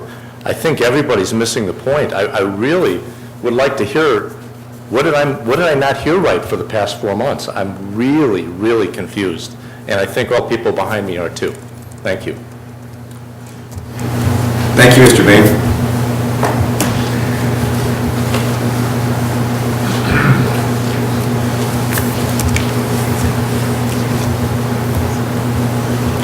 Good evening. John Polifka, 6016 Washington, Clyde Estates. I originally came to speak about the loss of trees, but I heard something that kind of disturbed me. Seems that certain council members are concerned about staff time. The discussion concerned the 914 Maple House. We're here talking about that tonight because resident needs help from the village. I don't know how much time the village staff gave to an outside developer. I know the developer's representative said that he met with the entire staff on his first meeting in Downers Grove. Perhaps if we're that concerned about our staff time, we should keep track of it. Anytime a developer comes to town, we should have that as part of our presentation. Staff has put in 100 hours on this development, times whatever their rate is. Let's play fair here. Thank you. Thank you, Mr. Polifka. Other questions or comments of a general nature from members of the audience? Questions or comments of a general nature? Good evening. Good evening. My name is Elizabeth Davis. I'm from 944 Clyde Avenue as well. And just wanted to add, Mike Salazar covered everything very well, I thought, but I just wanted you to know there are a number of Clyde residents here, Clyde Estates residents, and we all, most if not all, feel very strongly against sidewalks. It just would extremely ruin the appeal of the neighborhood. And our neighborhood was one of the ones hardest hit by that tornado in 2011. We lost a lot of trees in our neighborhood, and the thought of losing more. And we've actually put more trees in, and now some of these new trees that my husband and I have put in are going to be taken out as a result of this proposed sidewalk installation, which I just think is pointless when none of us want it. So just wanted to add that. Thank you. Thank you for being here, Ms. Davis. Other questions or comments of general nature? Good evening. Good evening. My name's Doug Harland at 818 61st Street. My home borders Clyde Estates. North of my property is bordering Clyde. I purchased my home in April 2010, and since that time, and I believe it's an age-old problem with numerous residents along 61st that border Clyde, there is a significant stormwater issue, and that relates to this, I understand, $500,000 proposal for stormwater improvements in Clyde Estates, and I believe a significant area that needs to be considered is the portion on the southeastern end of Clyde, which would be our easements. High standing water, very saturated ground throughout the entire year, regardless of significant rainfall. Some pumps are constantly active, and it's been a real problem trying to divert the water. So what I'm suggesting to consider, instead of excavating a drainage ditch in Clyde Estates, if we could consider some storm sewer for the easement on people with the most problems in that particular area in Clyde Estates, which is the southeastern end. That's all I have. Thank you very much. Thank you for your comments. Other questions or comments? Good evening. Good evening, Laurel Bowen, 829 Clyde Drive. Regarding what James Clipper mentioned, I just happen to have about paying for the sidewalks or paying for the move of the house. The sidewalk that was put on Webster back in 2005, it's about a 3/4 mile from 59th to 55th Street. Just the sidewalk was $200,000 on one side, and the tree removal for the sidewalks was $18,500. So I think we need to re-examine the cost of sidewalks especially to neighborhoods that are not in favor of it, which seems to be the trend lately. I'd like to correct a misconception about the sidewalk policy. Total Community Development 2 was held in 1993. I was part of that. It was 22 years ago. There were 10 committees made up of about 100 people total, anywhere from 6 people on a committee to 15 people on a committee. And one of the committees suggested that as an idea, sidewalk on one side of the street. It is a policy. It is not an ordinance. The interesting thing is the sign ordinance in this village has been re-examined and visited 6 times probably, and changed, I think, 3 times. I might be wrong there on the numbers, but it's a never-ending discussion, and we discussed it tonight. In 5 years, according to the village information I got, there's been no less than 50 variances and exceptions granted to contractors, builders, residences, to ordinances that are standing currently in our village. But we've never revisited the sidewalk ordinance, or sidewalk policy. It is not an ordinance. We've had different council when this was put into effect. We have different village management when this was put into effect. Things change, and our neighborhood, we want to keep the same. And many of us have lived there for 45 years. Just to visit some of the developments that the village has undertaken recently, I'd like to go over some of the procedures that there doesn't seem to be a standard for how the developments are handled in the neighborhoods that they occur in. In 2010, 8th and Cumner, we acquired 4 properties with our tax dollars to make a retention area. It was You had 2 neighborhood meetings, you had 2 stormwater floodplain oversight meetings, and you had 1 attendance sheet to the neighborhood meetings, just 1, not 2. In 2010, Second and Cumner, you closed off the street. It cost $3 million to create a pond for stormwater. That's Second and Cumner. You closed the street off. There were no neighborhood meetings at all to notify the neighbors, to ask them what they wanted, if they would agree with that. 2012, Washington Street, we put a retention hole in the easement area for $42,000. I've never seen water in there yet. That's close to Clyde Estates. It's right south of, or north of 59th Street. Valley View neighborhood, this is another interesting project. 2013, we had 2 attendance sheets and, well, 2 meetings, and comments from the homeowners were also submitted. That's the only public records for that extreme development that had a lot of opposition. I question whether this development, since in 2000 we were put on probation for a development that this village approved over at Brookbank, Bradley Brookbank area. We were put on probation for a year. I'd like to know if this project has been presented to the DuPage County Stormwater Committee.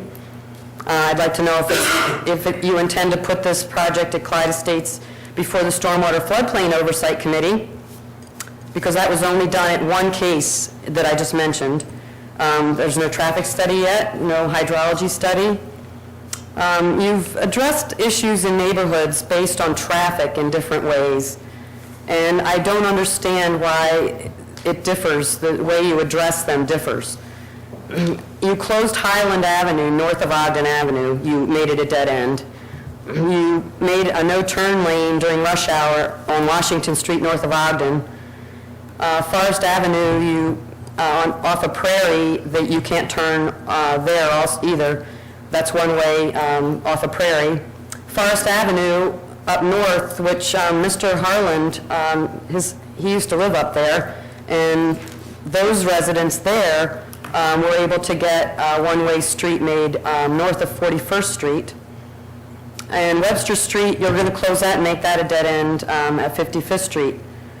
So when do you determine whether you listen to the majority resident that lives there and that knows their neighborhood versus, it just feels like we're being bullied. And I know you don't agree with bullying in schools and with children, but I don't agree with bullying from my government where I'm paying the taxes and we have better use of our dollars, and we do not want our neighborhood reconfigured nor redesigned. Thank you. Thank you for your comments. Without trying to answer them now, I think that some of the disparities or perceived disparities in how different projects took place at different points in time have a lot to do with the nature of those projects, is my guess. But more specifically to your question about Clyde Estates, probably get offline a quick answer to a question like why no traffic study or hydrology study, stormwater. I can probably guess the answer to the DuPage County stormwater, but I won't. Can't hear you, Martin. That may be the first time ever. Blame it on the cold. And why this project didn't need to go before the Stormwater Floodplain Oversight, the Floodplain Oversight Commission, for example. I think we probably put that together real quickly. But I suspect each project has its own elements, aspects that either pull into one jurisdiction or another. I would take a little bit issue with the bullying comment, because I do realize that there are people who feel very strongly against certain aspects of the plan, but I think there have been efforts to try to at least discuss those. We've had a number of opportunities to do so here. We're not finished. And there have been some neighborhood meetings. I fully get, I think we all fully get and understand that not everyone in Clyde Estates is in favor of all elements of the plan. Some people like elements, some people don't like another element, and anyone who doesn't get exactly what they would like is going to feel a little bit less off than their neighbor. I get that. Clearly, we've got some information that was provided tonight by Mr. Salazar regarding the sidewalk issue. We'll take a look at that when it comes in, but I wouldn't go so far as saying it was being bullied to do anything. This is a project, a street reconstruction project, let's not forget, which is the main reason for it. No one's against the street reconstruction project. I think what we have are the issues of, while we're in there doing that extensive work, what other things could be done that the neighborhood would like done, and let's just face it, there's not agreement across the board as to what that is. But I think we have tried to continue to have a conversation, and we'll continue to have a conversation with the neighborhood. Because you're right, it is your neighborhood. It ought to reflect what you want of it, within reason, given the overall parameters and requirements, if you will, of the entire community in which you are a part of. But thank you for sharing all your comments tonight from everyone in that neighborhood. Other questions or comments? Good evening. Good evening. I'm Hillary Dank, 433 Wilson Street. First of all, I want to thank the council and the staff for continuing the process to move 942 Edwards House. I appreciate that. I'm also here to announce on behalf of your local League of Women Voters that there is a College of DuPage trustee candidates event that I think many people would be interested in attending. It's part of the Elmhurst League of Women Voters Municipal League event. So it's at the end of all their other candidates from 4 to 5 p.m. at their municipal building. The College of DuPage trustee candidates will be available to answer questions. So I just wanted to announce that to the public and to the trustees. You can share the event from our League of Women Voters of Downers Grove, Woodridge, and Lisle Facebook page if you'd like to let others know about that upcoming event. There will be local candidate forums for the Downers Grove candidates, and those will be announced. Those will be taking place in March. Thank you. What date and location? It is Sunday, February 15th, from 4 to 5 p.m. at the Elmhurst Village Hall. Thanks. Thank you. Thank you. We appreciate the efforts of the league. Other questions or comments of a general nature? Good evening. Mayor Tully, commissioners and staff. I'm Gordon Goodman. I live at 5834 Midoff. And I was a little, I couldn't decide whether I should raise this as part of the things that are not on the agenda or wait until the manager's report about the possibility of developing sidewalk plans for 2017 and beyond. But it seems to me that in light of the comments about the Clyde Estate sidewalks, and particularly in light of the petition and apparent 80% opposition to the installation of the sidewalks, it doesn't seem to be what the neighborhood is asking for. And I thought perhaps that was a good thing to key off on. I served on that TCD committee, and I also was involved in several neighborhood meetings. Back in the dark ages, we used to actually sit down with people in a neighborhood and make up a development arrangement plan for that neighborhood. I wondered if there were in the village's archives such planning from the probably 70s or 80s about the Clyde Estate. I think you might have sat down with those neighbors and had this kind of input about sidewalks. At any rate, my recommendation is that you proceed with the streets and perhaps modify your stormwater plans to accommodate the sort of comments that you've heard from the neighbors of adjoining Clyde Estates in terms of installing a limited number of storm sewers rather than extensive swales, and that, as everyone agrees, the sidewalk is the least high priority for the neighbors. Actually, may be relatively uniformly opposed by the neighbors.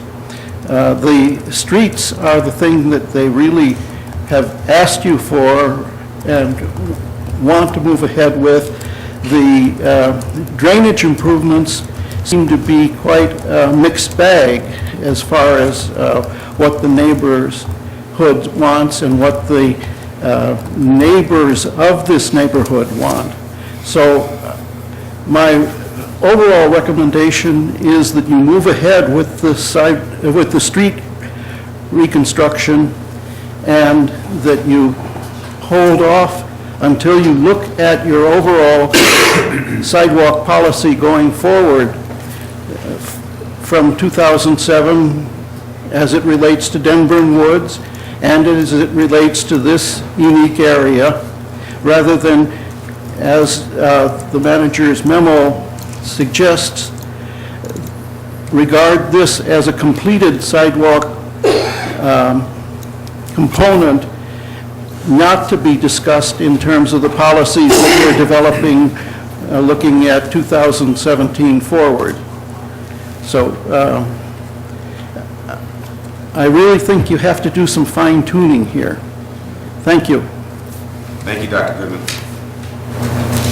Please, other questions or comments of a general nature? Yes. John Hebert, 802 Maple. Good evening. Good evening. I have one request, that when the village arborist, a forester, they do this walkthrough, I have an opportunity to go along. I wasn't able to go on the last walkthrough because of other commitments. It could possibly, ease my concerns about the whole project, and I would be interested in seeing exactly what's going to happen. Sure. I don't see any reason why that couldn't be allowed. We may have to schedule it, not necessarily when you're available. I because understand. of the press of time, but I don't see any reason why we can't let you know when that's taking place. And thank you. Thank you. And maybe even just leave your email address with Mr. Kozlowski at the end there, just make sure we know how to contact you. Thank you, sir. Other questions or comments of a general nature?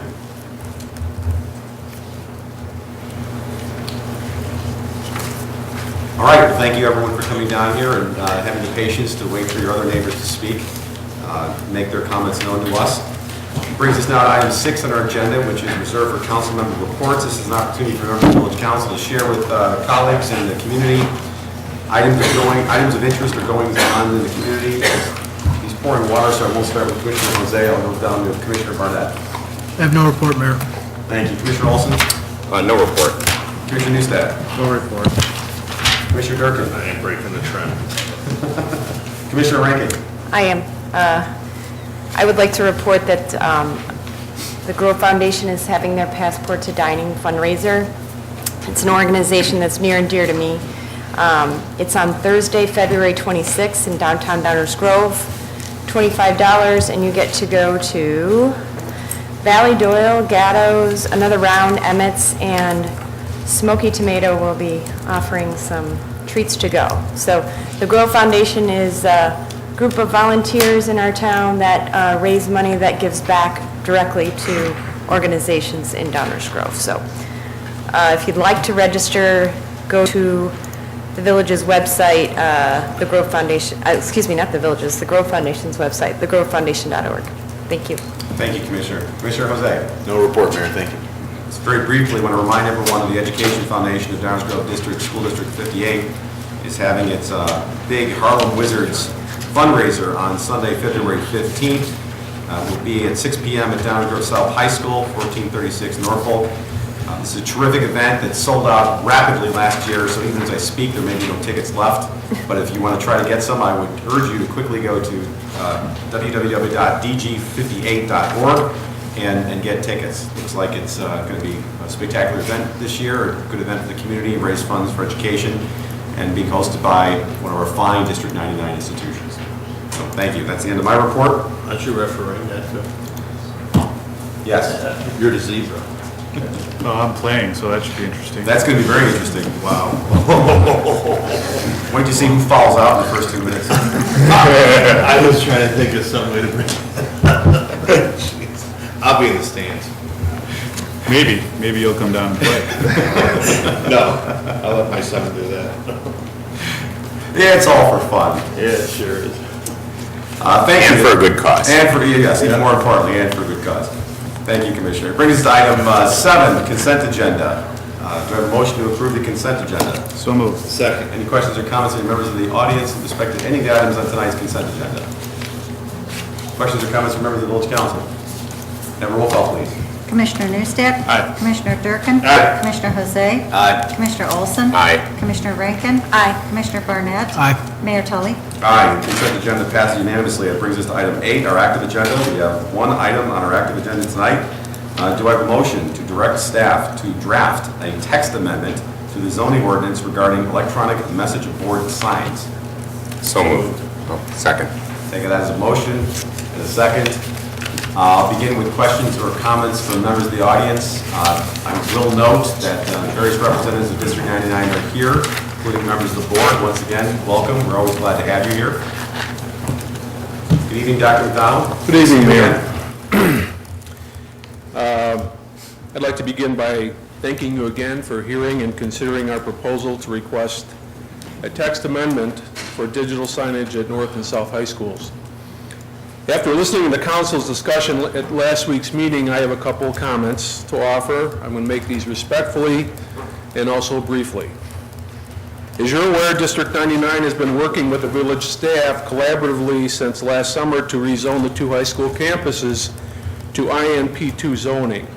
And this is a separate issue, I understand, to tonight's question, but related, because one of the purposes of the change was to allow the digital signage question to be considered in an institutional rather than a residential context. Prior to the February 3rd meeting, it was our understanding that in addition to our two schools, there were only two other facilities in Downers Grove that could be eligible for INP2 zoning status, those being Good Samaritan Hospital and Midwestern University. On February 3rd, the village presentation stated that presumably all District 99's facilities, District 58's facilities, the Park District's facilities were all potentially eligible for INP2 zoning. We acknowledge the text amendment question is obviously different if it is applied to each school building and park in Downers Grove. So tonight we request the village staff clarify the standard for INP2 consideration for the council, for the district, and the public, and also articulate the specific locations and or facilities in Downers Grove that could potentially, in addition, qualify in addition to the four I have mentioned. I also want to note at the February 3rd meeting, District 99 showed examples of digital signage at Naperville Central High School and Hinsdale Central High School. Those examples were intended to be just that, examples of digital signage at comparative high schools in similar communities. But it was in no way our intent to offer the council a specific sign for approval, nor did we discuss in any other than cursory detail potential signage technologies available, nor were we instructed to designate a specific sign for review by the council as part of these proceedings. And if our presentation was perceived differently than that, we do apologize. In fact, we understood the true intent of these proceedings was simply whether or not to proceed with a text amendment, the purpose of which would define the parameters of a potential digital sign. At that point, it would be District 99's responsibility to designate a sign or design a sign that would comply with those parameters. Finally, I would point out that signage, digital signage, zoning codes are not part of our core mission. Our core business in District 99 is education. We have ample means to conduct our core business and achieve our mission without digital signs. We also have more than enough means to communicate with our students and our families without digital signs. Even so, we are located in and are very pleased to be an integral part of this community. And the community has an interest in our signage because many of our community count on our signage for information about our schools. Changeable digital signage has significant advantages over traditional signage in terms of our capacity to communicate with the community in real time. And accordingly, and according to the council's discourse last week, the act of pursuing the text amendment process would enable the council and the staff to learn from the community whether it wants digital signage at our schools or it does not. We think that's a fair question. Thank you. Thank you, Dr. McDonald. Anything else from the petitioner or from members of the audience? Please, good evening, welcome. Hi, Terry Pavasich, 6912 Grand, Downers Grove. I think all of you know how passionate I am about this topic, but I am speaking for Nancy Kupka, who had to leave to take her daughter's helping with homework, so bear with me. I just made a few notes. So we just wanted to let you know that the board is very supportive of this effort, and Dr. McDonald, I believe, said it very good, that we want to see these signs so that we can inform our community better. And we'd also like to remind the council that it is also part of public safety, and that the village and both north and south do fire drills and safety drills and all kinds of things, and then the public can be notified immediately of these things. And South High is a national stockpile location, which is for emergency services for dispensing of drugs in case of a national emergency. And this sign would be very helpful in directing people on that account. And then one of the things that was mentioned last week was that the community all has access to the internet and all of that. Well, you know, there's a lot of folks out there who don't Facebook and use the internet constantly, and a drive-by is a simple way of letting our community know about things going on. And like I said, I'm one of those people who are not, I guess, hooked in day and night, and many of our community members aren't either. So we wanted to remind the council of that. So thank you for your time. Thank you for being here. Good to see you. Appreciate your comments. And give our best to the president. Hello again. Hello again. I'm Gordon Goodman, 5834 Meadow, and I wanted to comment that I'm one of the people who really was disappointed when we removed the display signs that the village managed at the two fire stations, the one up on the north side, the one on the south side, where we announced community events. And I really think that there is a need in the community for that kind of communication. Those signs didn't conform with the new sign ordinance, but I think that the possibility of communicating events at the schools is a very important possibility for the community, and that these signs could be quite useful in that way, reaching out to make the facilities and the events at the school more accessible to the community as a whole. I think that you've had a recent unpleasant experience with having to decide about a special use permit. It leaves a lot of questions for the council, and some of your attorneys feel that if you have a special use permit, you have got to grant it, otherwise someone will take you to court.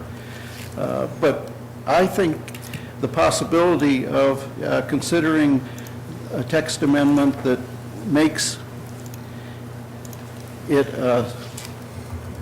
allowed use, but only if the council grants a special use permit for that particular sign at that particular location, would take away a lot of the bogeymen that are lurking around digital signs in the abstract. So Dr. McDonald was right to emphasize that that particular digital sign that he used as an illustration was not his proposal for what digital sign would be built. And I think the council is sensitive enough to the idea of digital signs in particular locations of particular styles that it may want to continue to hold those reins rather than authorize the staff to make decisions like that. So I'm asking you to consider not only instructing the staff to look at proposing a text amendment of the sort that has been discussed, but also to investigate the possibility of that text amendment, including the provisions for a special use of an allowed use. Thank you. Thank you. The questions or comments from the audience on this item? Good evening. Hello, Jenny Bauman, 4500 Prince. I am not opposed to the digital signs. However, I am opposed to the text amendment. I feel like adding the text amendment is going to leave certain companies with a lot of freedom, and I don't understand why they can't pursue a digital sign in the form of a variance or a special use. So that other people and other situations can be considered. District 99 is pursuing the rezoning. They are in fact very near adjacent single-family homes and residential neighborhoods.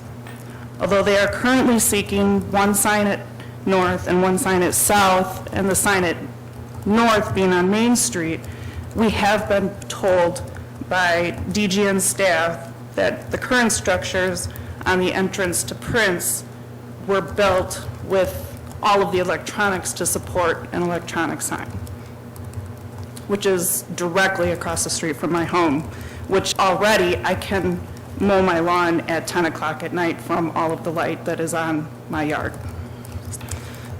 In addition, District 99 is being considered for the INP zoning, and other properties that could be considered in the INP2, including District 58 properties, Park District properties, Forest Preserve properties, and village properties. All of those properties that could be considered also are in very residential neighborhoods.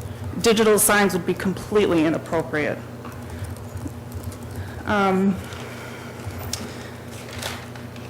I would ask that you uphold previous bans on electric message centers and prior sign regulations and make it be a special exception to the rule, not the rule. They're not consistent with the goals and the purpose of the sign ordinance. Although the current impact is low, the potential future impact is significant enough to take a pause.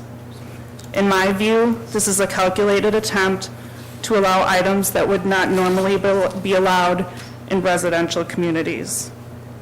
There's no reason they couldn't pursue it in other ways. Adding this text amendment would leave property owners powerless and unprotected against electric signs. That's all I got. Thanks. Thank you for your comments. Appreciate you being here and sharing them. Mayor, I have a question for you, and perhaps it's the village staff. Ms. Baumann just discussed other ways that District 99 could go about this this request. Could you, the staff and mayor or staff, clarify the other ways they could go about this, if any? We're not aware of any other ways other than a text amendment because of two reasons. Number one, digital copy change signs are expressly prohibited, and they are considered a land use.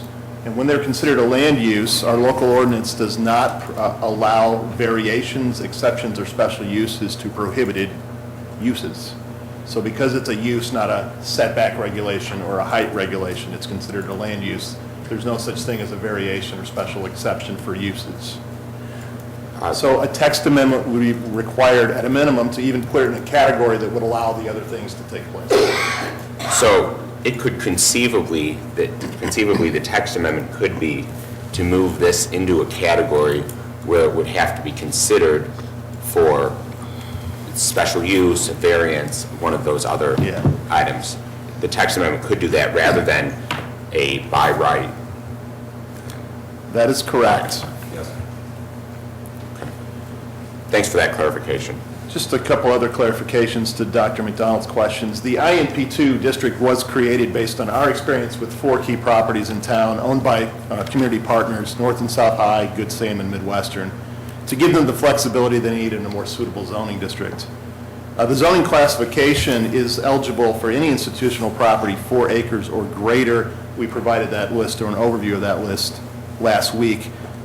You have to go through a process of a rezoning and meet certain standards to be rezoned. And frankly, in all of our conversations, in our cooperative and collaborative effort leading up to this, we really hadn't even talked about, nor had we even thought about that application, because we had been so focused on the 4 key properties that drove the whole zoning classification in the first place. But it is eligible, and you can apply if you are an institutional owner of 4 acres or greater. Again, but it's not a guarantee. You would have to go through a process and meet standards. Regarding a text amendment could be written in just about any fashion. It could be written for certain technologies, certain impacts on the neighborhood, based on certain criteria, physical, and a list of physical characteristics for properties, which would limit it to not all the properties eligible for INP2, but maybe just for particular properties in INP2. It could address operational issues, it could address technologies. There's just a myriad of ways you could go about writing a text amendment. Could be permitted use, could be special use, could be any number of things. It's probably worth noting that the only property in the village zoned INP2 right now is Midwestern University. Thank you. Thank you. And in that situation... I'm sorry, I said Midwestern. It's Good Sam. I apologize. Thank you. In that situation, just to clarify, if the text amendment provided for a special use of some to-be-determined parameters, then theoretically, one of those entities would have to, number one, make a public decision to even pursue rezoning. Correct. They would then have to go through the rezoning process. Correct. And then they would have to go through the special use process. Correct, probably concurrently, but yes. Yes, but I mean, they would have to meet both of those criteria. Yes. And all those would be public meetings at which the community would weigh in and voice their support or displeasure, as the case may be. Yes, sir. Questions from the council? Unless there were any other questions in the audience? Any questions from the council? Comments? Commissioner Jose? Thank you, Mayor. My basic take on this hasn't changed from last week. I'm not comfortable with opening residential areas to the opportunity to have electronic copy changing signs in them. That said, in the past, I've talked from the dais about having a comprehensive review of the sign ordinance, and it's something that I'd like to bring back up when we go into long-range planning after the new council is seated in May. And so I think it's appropriate to include this in that. And if the community speaks up during that process and says that this is something that they want to pursue, that District 99 and potentially District 58 should have these electronic copy changing signs, then I think that's an appropriate thing to do, or at least consider at that point. But I've not been in favor of one-off changes to the ordinance, whether it's been for potential changes along the rights of way or in this particular case with regard to electronic copy changing signs. So I'm going to vote against it for the moment, but I'm willing to revisit it in the larger context of looking at the sign ordinance as a whole and getting input from business partners, residents, as to the ordinance and what kind of tweaks we should put into it, if any, in the future. Thanks, Mayor. Thanks, Commissioner. Commissioner Olson? Thanks. Wanted to discuss one item just to start out with, and that's this process. When we went to the new zoning ordinance, we're now at a point where we have the council has to direct staff to go through the plan commission process and then come back to council. And so we're put in a position where essentially tonight we're having a public hearing without actually having a public hearing. We've got District 99 has come to us multiple times, both meetings that we've considered this and presented. Members of the public have spoken both times we've presented. And we've been put in this position where we're not considering anything specific, we're just considering a nebulous idea to do something. And there's a lot of fear. And I think, and rightly so, there's a lot of fear in the community. And I share that fear. That proposing some garish sign that like you drive up 294 and past the new Rosemont buildings, the shopping mall, and by O'Hare Airport, I think you might get blinded by that light. It's so bright and so distracting. So obviously we don't want that in this community. But you've got that, and then you've got much more tasteful signs and tasteful examples that you go around into surrounding communities. So I really have a lot of concerns with this process. I do support us moving forward. I think it's important that we go through an actual public hearing process, that we consider the specifics of what's being considered. We've talked about special uses, we've talked about variance, we've talked about by right, we've talked about restrictions on the brightness, timing restrictions. There's any number of items we can consider. And I think we should consider those items. And we should do it in a way that's through a public process. And I think that's what we're asked to do under our current rules. We're asked to support that public process, that process of a public hearing before the Plan Commission that then would come back to this council for further consideration, possible amendment, changes, further public input, and then a vote. So I think that this is a reasonable question. The manager put it to me when we were discussing it, that no means no and yes means maybe on this. And I think that's a great way to put it, because I'm in that maybe category. I have a lot of concerns with digital signs anywhere in the village. But I'm not completely closed.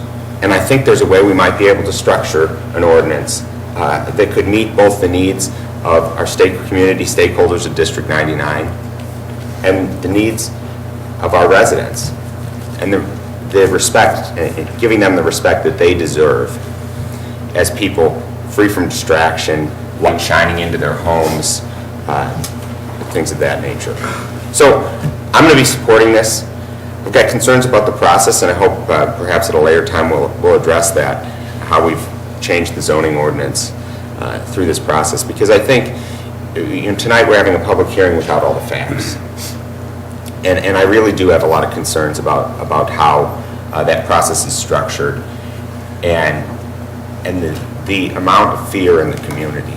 We're not able to address that, and we do not. This process doesn't allow our staff or our Plan Commission to take up these issues before we consider them. So I'll be supporting this. I would urge my colleagues and ask my colleagues to support this public process. It's an important process, and would look forward to working with District 99, other properties that may choose to be in this zoning classification, and the general public to ensure what's designed reflects the needs of our community. Thanks. Well, thank you, Commissioner. And on the process point, I think the reason why we're approaching it this way, I'm not suggesting it's wise or unwise, but was to give direction to staff as to whether or not they should go through the process of actually drafting an ordinance and then go through the Planning Commission process. If there's no support to do that under any circumstances, then, as I think was pointed out earlier, why waste the time? I think that's how we got to this process. I do agree with you, though, and I'll share my comments now only because they pick up on some of yours. I want to add a few. Is that this is we're not voting on an ordinance. We're voting on a process. We're voting on a process for a process that might result in an ordinance, and that's why I think I'm much more comfortable with supporting this, because first of all, I can't sit here and say there's no ordinance that can be drafted by mankind that would not be supported by this community. I mean, we all have something in our heads as what we think it might be, but you're right, it's not before us. There might be something that's important that could be adopted by the community, whether it's a special use or it has the right parameters on it, design, whatever it might be, that would be acceptable to the community and to the council. The other concern I have is, and I think a lot of the issues that have been raised could be addressed by a well-crafted ordinance that works its way through the process of both the staff level, Plan Commission, and then the Village Council. But I'm also troubled by the notion that 7 people up here know what the community wants on this topic. Sign ordinance was adopted 10 years ago, so we know what was said 10 years ago. There have been some revisions along the way. There hasn't been a comprehensive revisit. I'm not so sure I'm as troubled by one-offs, because one-offs are because they are when they come up. Unless you're going to collect them in a basket and wait for some certain time to address them all at once, they're always going to be one-offs. So I don't know if we necessarily have to wait until there's 5 or 6 and then we move forward. But I understand your point, Commissioner. But do we really know what the community wants on this? I'm really in favor of the public process element of this, and I see there's all kinds of safety nets. That's why I asked the question earlier. We talk about collaborating and cooperating with our peers in government, and District 99 certainly is that. They're broader than we are. And just because somebody can do something doesn't mean they should do something. And they're in a unique position like we are, and that is, before District 99 even decides to do any signs, or whether it's 50 or whoever it is, they have to go through their own public process. And if their residents, their constituents say, I don't want you to put this sign or a sign in my neighborhood, they're going to hear about it. So the public will have an opportunity to speak their mind and have input on what they want and don't want.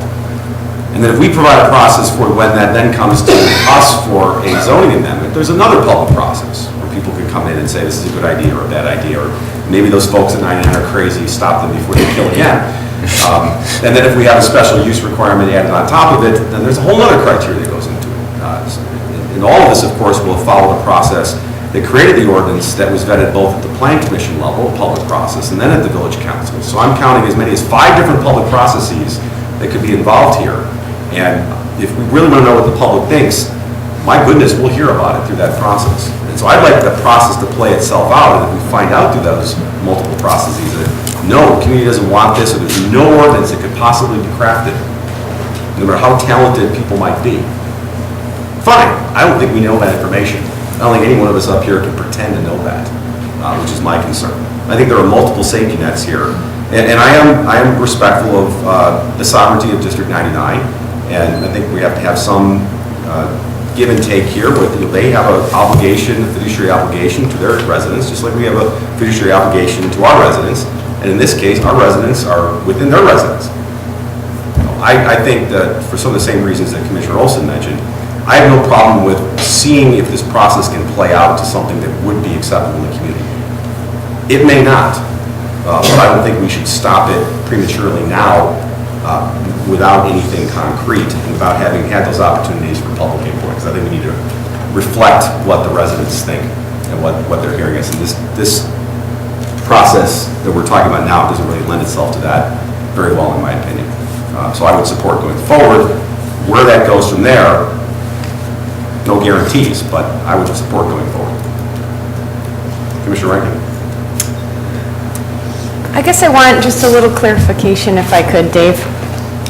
So if this text amendment went forward, the mayor was talking about that 58 would have to come to get rezoned to INP. But would they come to us as a whole, or would they come with certain properties? For the zoning district itself, INP2, currently exists on our books, and only one property in town is zoned INP2. To qualify for a rezoning, you have to be an institutional land use of 4 acres or greater. Some of the properties owned by 58 would qualify, some of our properties would qualify. The primary 4 that drove the creation obviously qualify. It would be up to the individual institutional owners to decide how they would approach a rezoning petition, collectively, one property at a time, what have you. In any event, each property would have to be reviewed to meet the process and standards of approval for a rezoning. The text amendment proposal that's before us here has only to do with one concept, and that is the council interested in talking about and creating a potential ordinance amendment that would allow digital copy change signs only in properties zoned INP2, which right now is only Good Sam Hospital. Right, so if it went through the Plan Commission and then it went to the Village Council and it was approved, any property that's zoned INP now or in the future would be, have to follow the rules about the sign ordinance. Would be subjected to whatever ordinance or regulations potentially put in place, correct? Right, okay, thank you. Other comments, Commissioner Barnett? Thanks, Mayor. I guess I kind of am taking exception to the idea that we are somehow putting the stop on something. What we're asked to do here is dedicate staff time in the near future to create an ordinance. What we know in front of us are some facts. Are they complete and the only facts? No, but they're the ones presented to us by the people asking for this. District 99 came, they gave us a presentation, they showed us some things which I haven't heard anybody say up here that they really like.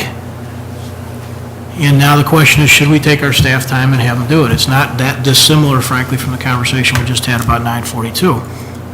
What the process does, we can't stop anybody from doing their own research, doing their own tree walk, or their own additional technology study.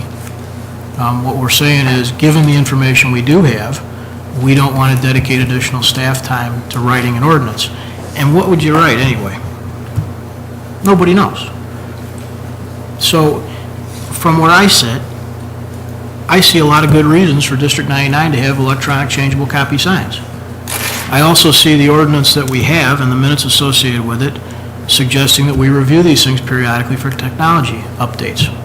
That's kind of what we're doing. But I also see the ordinance's writing and the minutes associated with drafting it as saying that specifically the kinds of signs that we all have seen, whether it's in pieces last week or it's other times in the last, I don't know, we've been talking about this on and off in small bits and fits and starts for a year. None of those things presented to us thus far are, in this council person's opinion, in keeping with the intents of the ordinance. So if I know that, why would I dedicate staff time to trying to craft an ordinance to accommodate that request? Now, if District 99 would like to come back and say, hey, we think there's a different technology, well, now I guess we got something different to talk about. It's not a question of could there ever be someone on the planet that could craft an ordinance? Probably so. In fact, it probably wouldn't have to be the whole planet. It'd probably be this team sitting over here. They could craft one in a week or two. But would it reflect anything that's reality? Would it reflect a technology that's available? Would it reflect a technology that District 99 believes they can afford? Would it reflect the technology that they think they can install in the way they'd like to, where they'd like to? I have no idea. That's their call, not ours. With the information we have right now, I don't wish to spend additional staff time to try and write an ordinance and start down the Plan Commission path unless we really believe that there's an end we think we can get to. And frankly, I think it's District 99 or any other petitioner's obligation to tell us what they think that end is that would be acceptable in some way. So I do not wish to spend more time on this. I do wish for 99 to sort it out. I think it'd be great if they had a sign down at South. I think that the idea of changeable copy is valuable. I can't imagine this is the end of the conversation. To assume that if we said we didn't want to dedicate staff time right now, on February 10th, is the end of the conversation about electronic copy signs, I don't even know how to process that because it's so far from the truth. So I would like to see us not dedicate staff time, and I would like to encourage 99 to continue to look for options that they think are different. You can disagree with me, that's certainly fair, but the only information we've been presented thus far have been signs that very clearly are those which our ordinance tries to prohibit. And so, you can disagree, that's fine, but I don't see any point in starting down to create an ordinance that we think will result in presentation to us something that is not in keeping with the ordinance. Mayor, could I make a comment? Sure, although I'm going to let someone else speak first, those who haven't already. Unless it's really I did want pertinent to that. Yeah, I did want to comment. I think we're in a situation, what I heard Commissioner Burnett talk about just now was the classic chicken and egg dilemma. We're in a dilemma where 99 is looking for parameters. 99 is saying, what would you consider acceptable from a digital? We would like a digital sign. 99 is looking for parameters from us. And we're saying, well, come back with additional ideas. So I think we're in that situation where this is the process that we have to end this whole chicken and egg piece and have District 99 come to us with ideas, have that go through the Plan Commission. So to me, that's where I see this as a resolution to that dilemma, which I think we have been going back and forth on for about a year. Commissioner Newstad's been very patient. Thank you, Mayor. I don't think we're in a dilemma. When we approved our zoning ordinance, this council voted on that zoning ordinance, which had the new process in there. The new process is something that we knew about when we talked about the zoning ordinance.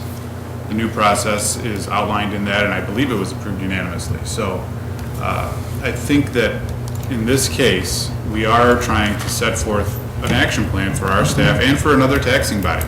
We talked about it with the House move. If we can save time and energy and money, specifically money from two taxing bodies that have shared constituencies by not moving forward with something that a no is a no tonight and a yes is a maybe, we can't live in the maybe world.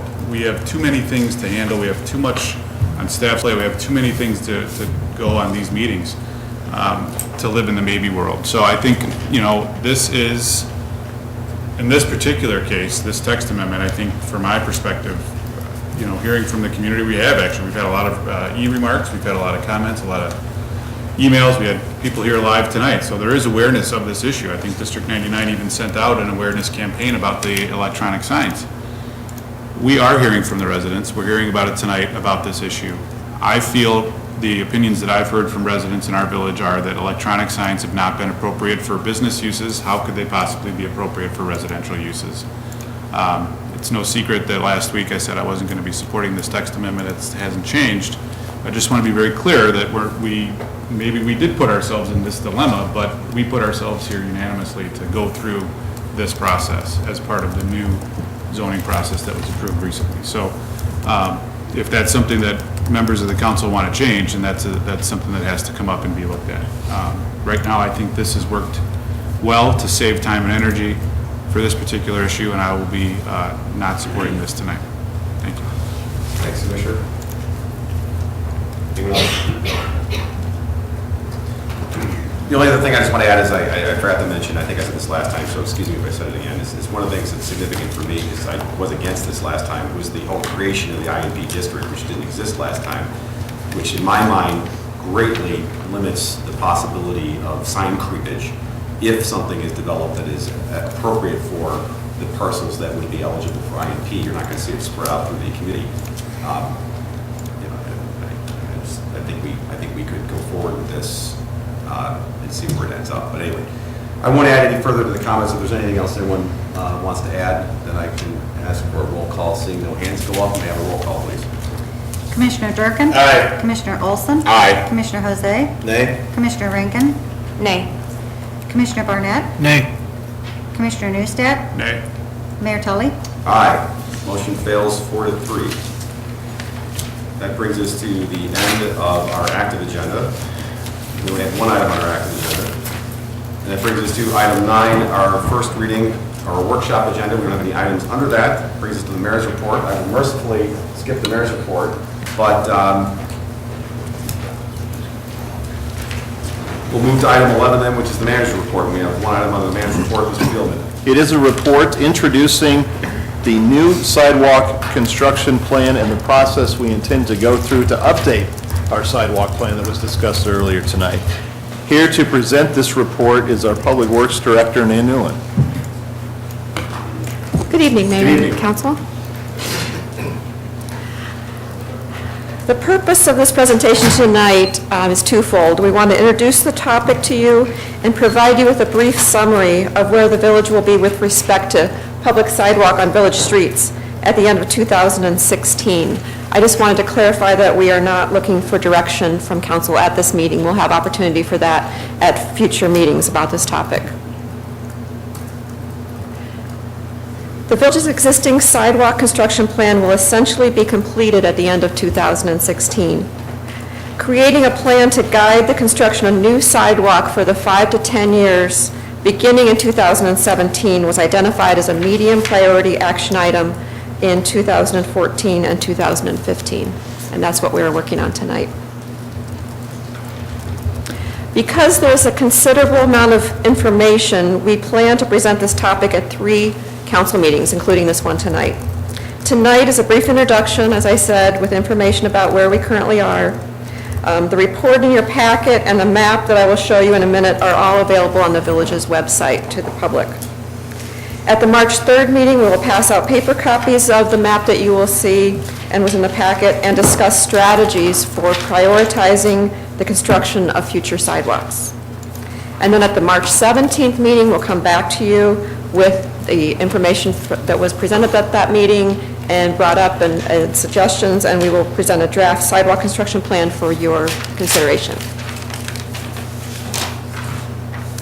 So tonight, we're going to focus on where sidewalks will exist at the end of the current plan. And at that time, we will have completed the current sidewalk construction plan, which has been referred to in the past as the matrix. So that's, the matrix will be done by the end of 2016, essentially. On March 3rd, we'll focus on where we will construct sidewalks in the next 5 to 10-year time frame. After that, and for what reasons, what are our priorities, what are the main things we want to address in that time frame, which will help us to establish those priorities moving forward. So we got the introduction out of the way, and this pie chart highlights the impressive progress the village has made constructing sidewalks.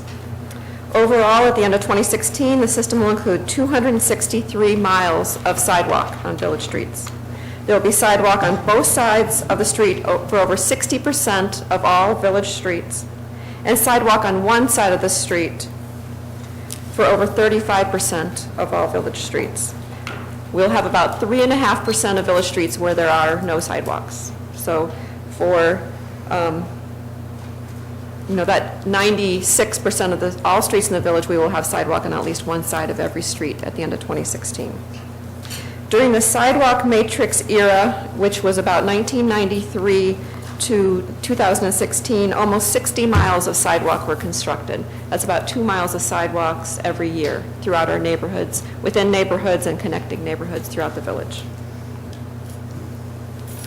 This is the map I referred to earlier. I know it's very difficult to see on the overhead. It is included on the village's website as an attachment to the packets. It has the same color scheme as the pie chart. All the streets shown in yellow are where sidewalks on one side of the street. You can see those are the areas that we have been working on during the matrix era. Two sides of the streets are shown in blue, and the area in red, which was the 3.5%, is shown in red.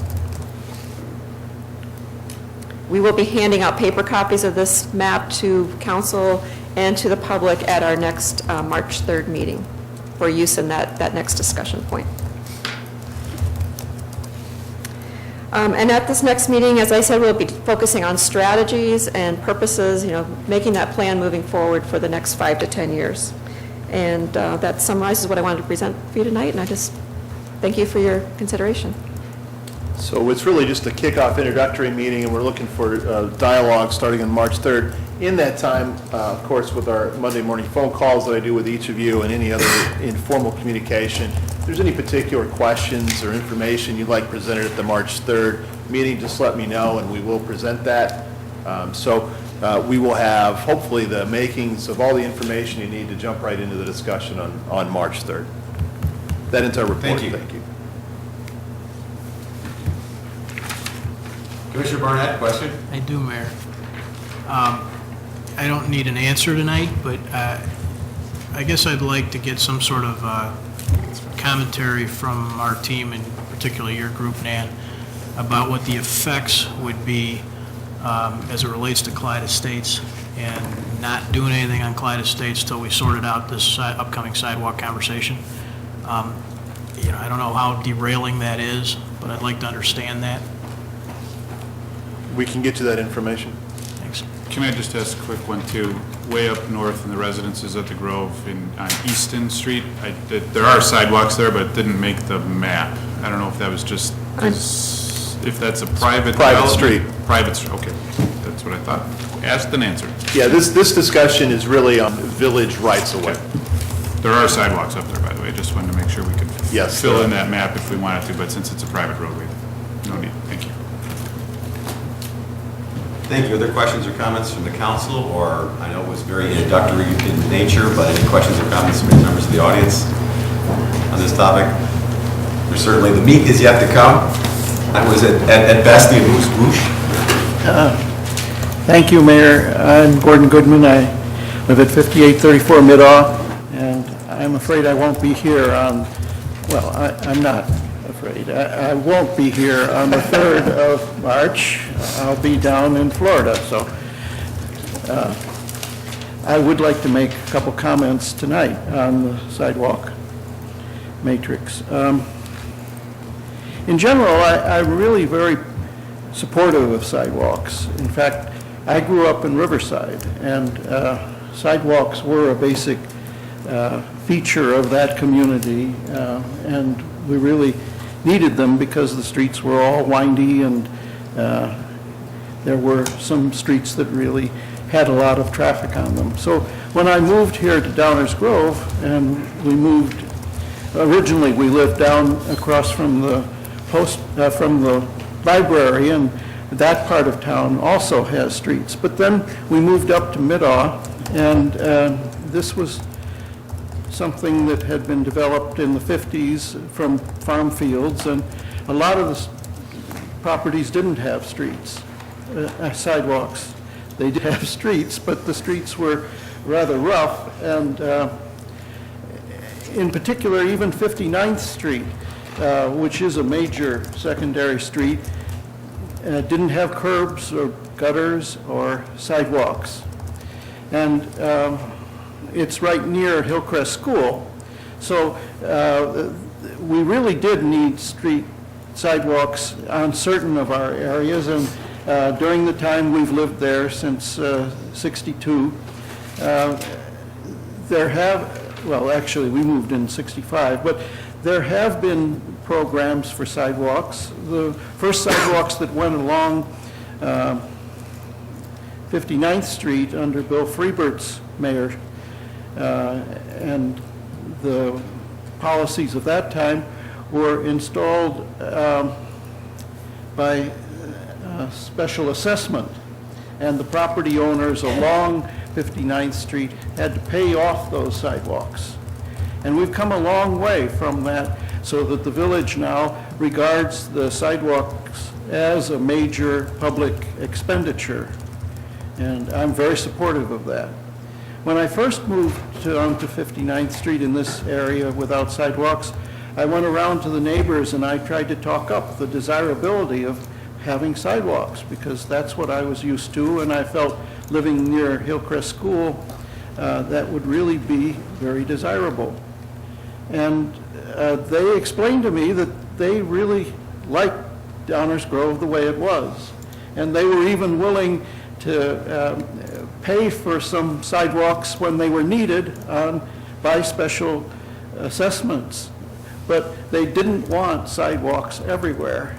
And finally, about 10 years ago now, we do have sidewalks on my side of Middaugh, and it was after a very extensive set of public meetings and a lot of moving of the sidewalks' original location around, so that we saved trees and gave people back their front yards as much as we could, and I think that's very good, and I hope that the situation is a little more extreme in the Clyde Estates area, and I hope that you will back off from forcing sidewalks at this stage and wait until you get to the phase where you're actually discussing the sidewalk policy in connection with those areas that have been, like Denburn Woods and Clyde Estates, rather awkward to treat on the same basis as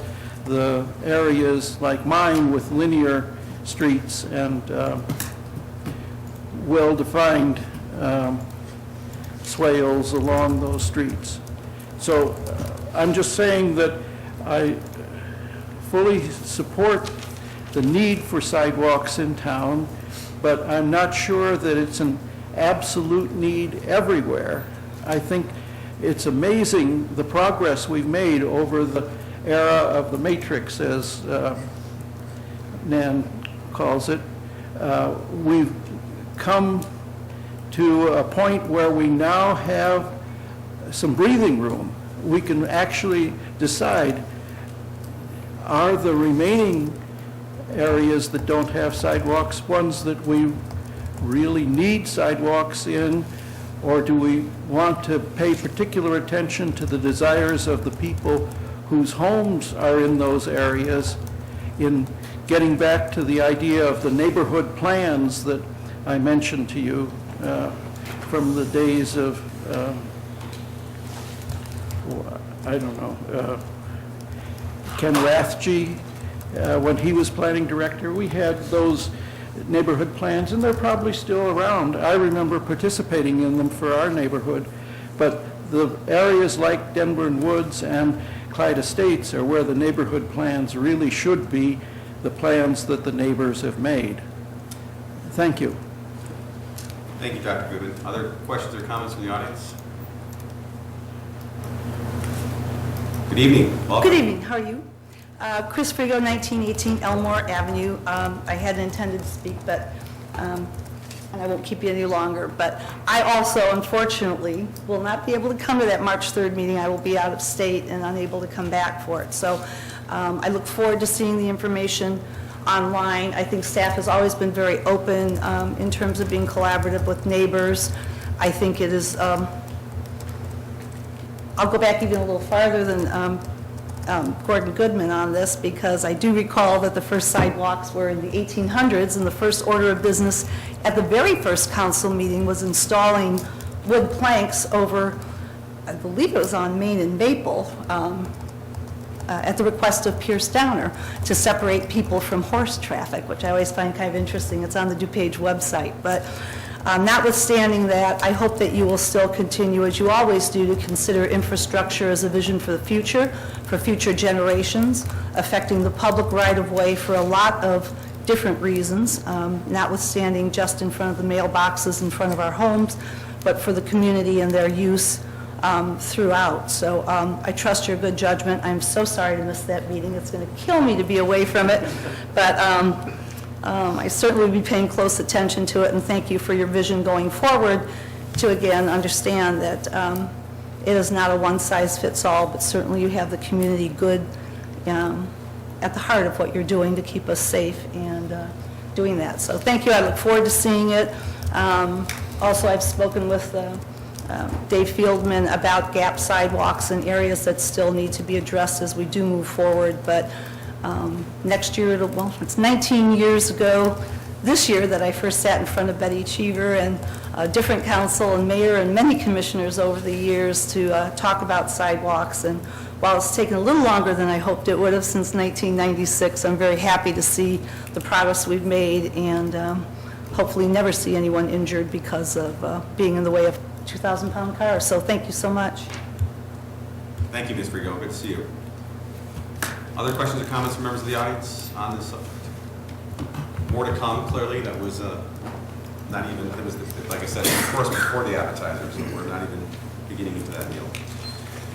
Thank you for that presentation. That brings us to item 12, councilmember new business. Do any members of those council have items of new business that they would like to raise to the rest of the council at this point in time? Can I see Commissioner Olson? Mayor, could I ask a question? Commissioner Barnett asked about the Clyde sidewalks, to discuss that at the March 3rd meeting, and I support that discussion, or that item. Is there a reason, is there any need to discuss it sooner than that? Or to bring up that item at perhaps the next council meeting? I heard Commissioner Barnett's request as a request for information. Yes. I assume that information would potentially could lead to some sort of action. Information can always lead to action. So my question is, perhaps could we have that information sooner rather than later? Yes, we'll share all the information with all council members as we do for any individual requests, and we'll get the documents. I talked to Commissioner Barnett earlier today about the specific nature of his request, so I know what he's looking for. We'll get that. It's just sets of plans and some detail on the design work that's out there. We'll get that to you ASAP. I would appreciate that. Mayor, I had one other item. I suggest, just like to suggest it, throw it out there to my colleagues. We currently have a meeting scheduled on April 7th. It happens to be the date of the council election. seems to me that folks may be distracted, and I think that by that election, and so having a council meeting may not be particularly productive on that day. Is there an election coming up? So my suggestion would be to consider not having a meeting on that date and postponing any items to the 14th. I appreciate you raising that topic, Commissioner, because I think it's been raised Many times. every 2 years as a possibility, and obviously the reasons are well known. I've always had the approach of our first order of business is to do the people's business, and if we have things to do, we should do them. I know that people would like to be in other places at that time, but this, I think, whether it's election day or some other day, I've always been in favor of being here to get the people's work done, because that's what we're elected to do. So my preference is if staff has something to do for us to do, then we ought to do it. If literally there was nothing going on and we didn't have to meet, well, then I'd go for it. That's sort of my guiding compass on it. I certainly understand the reasons for it. You would not be the first person to have asked that in the last 25 years. But if we have things to do and we only meet 3 times a month, and it sounds like we got lots going on, I suspect we could get some things done that night. My preference would be just to get, keep our sleeves rolled up and get some work done, but I'll leave it up to staff. So, I mean, we have an overwhelming amount of work to do. And traditionally, what we've done on election nights, especially the election nights involving members of our council, is to do only the essential elements. So it's always been sort of the compromise position, quote-unquote, light agenda. This year is more challenging than any previous one I've been involved with the sheer amount of workload we're doing at this time, Fred.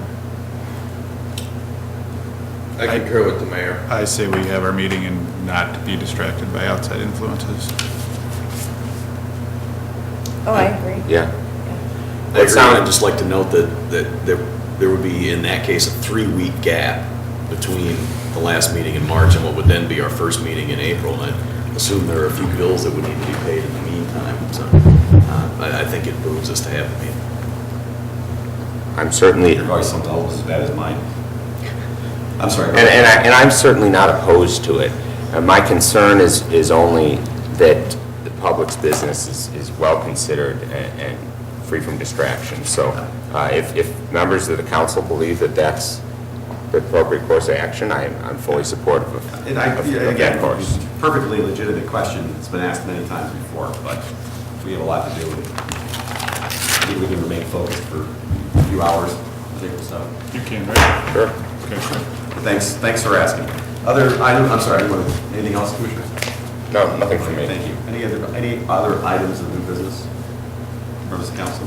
All right. Hearing none. Then the last item is item 13. Do I have a motion to adjourn? So moved. Roll call, please. Commissioner Newstead? Aye. Commissioner Durkin? Aye. Commissioner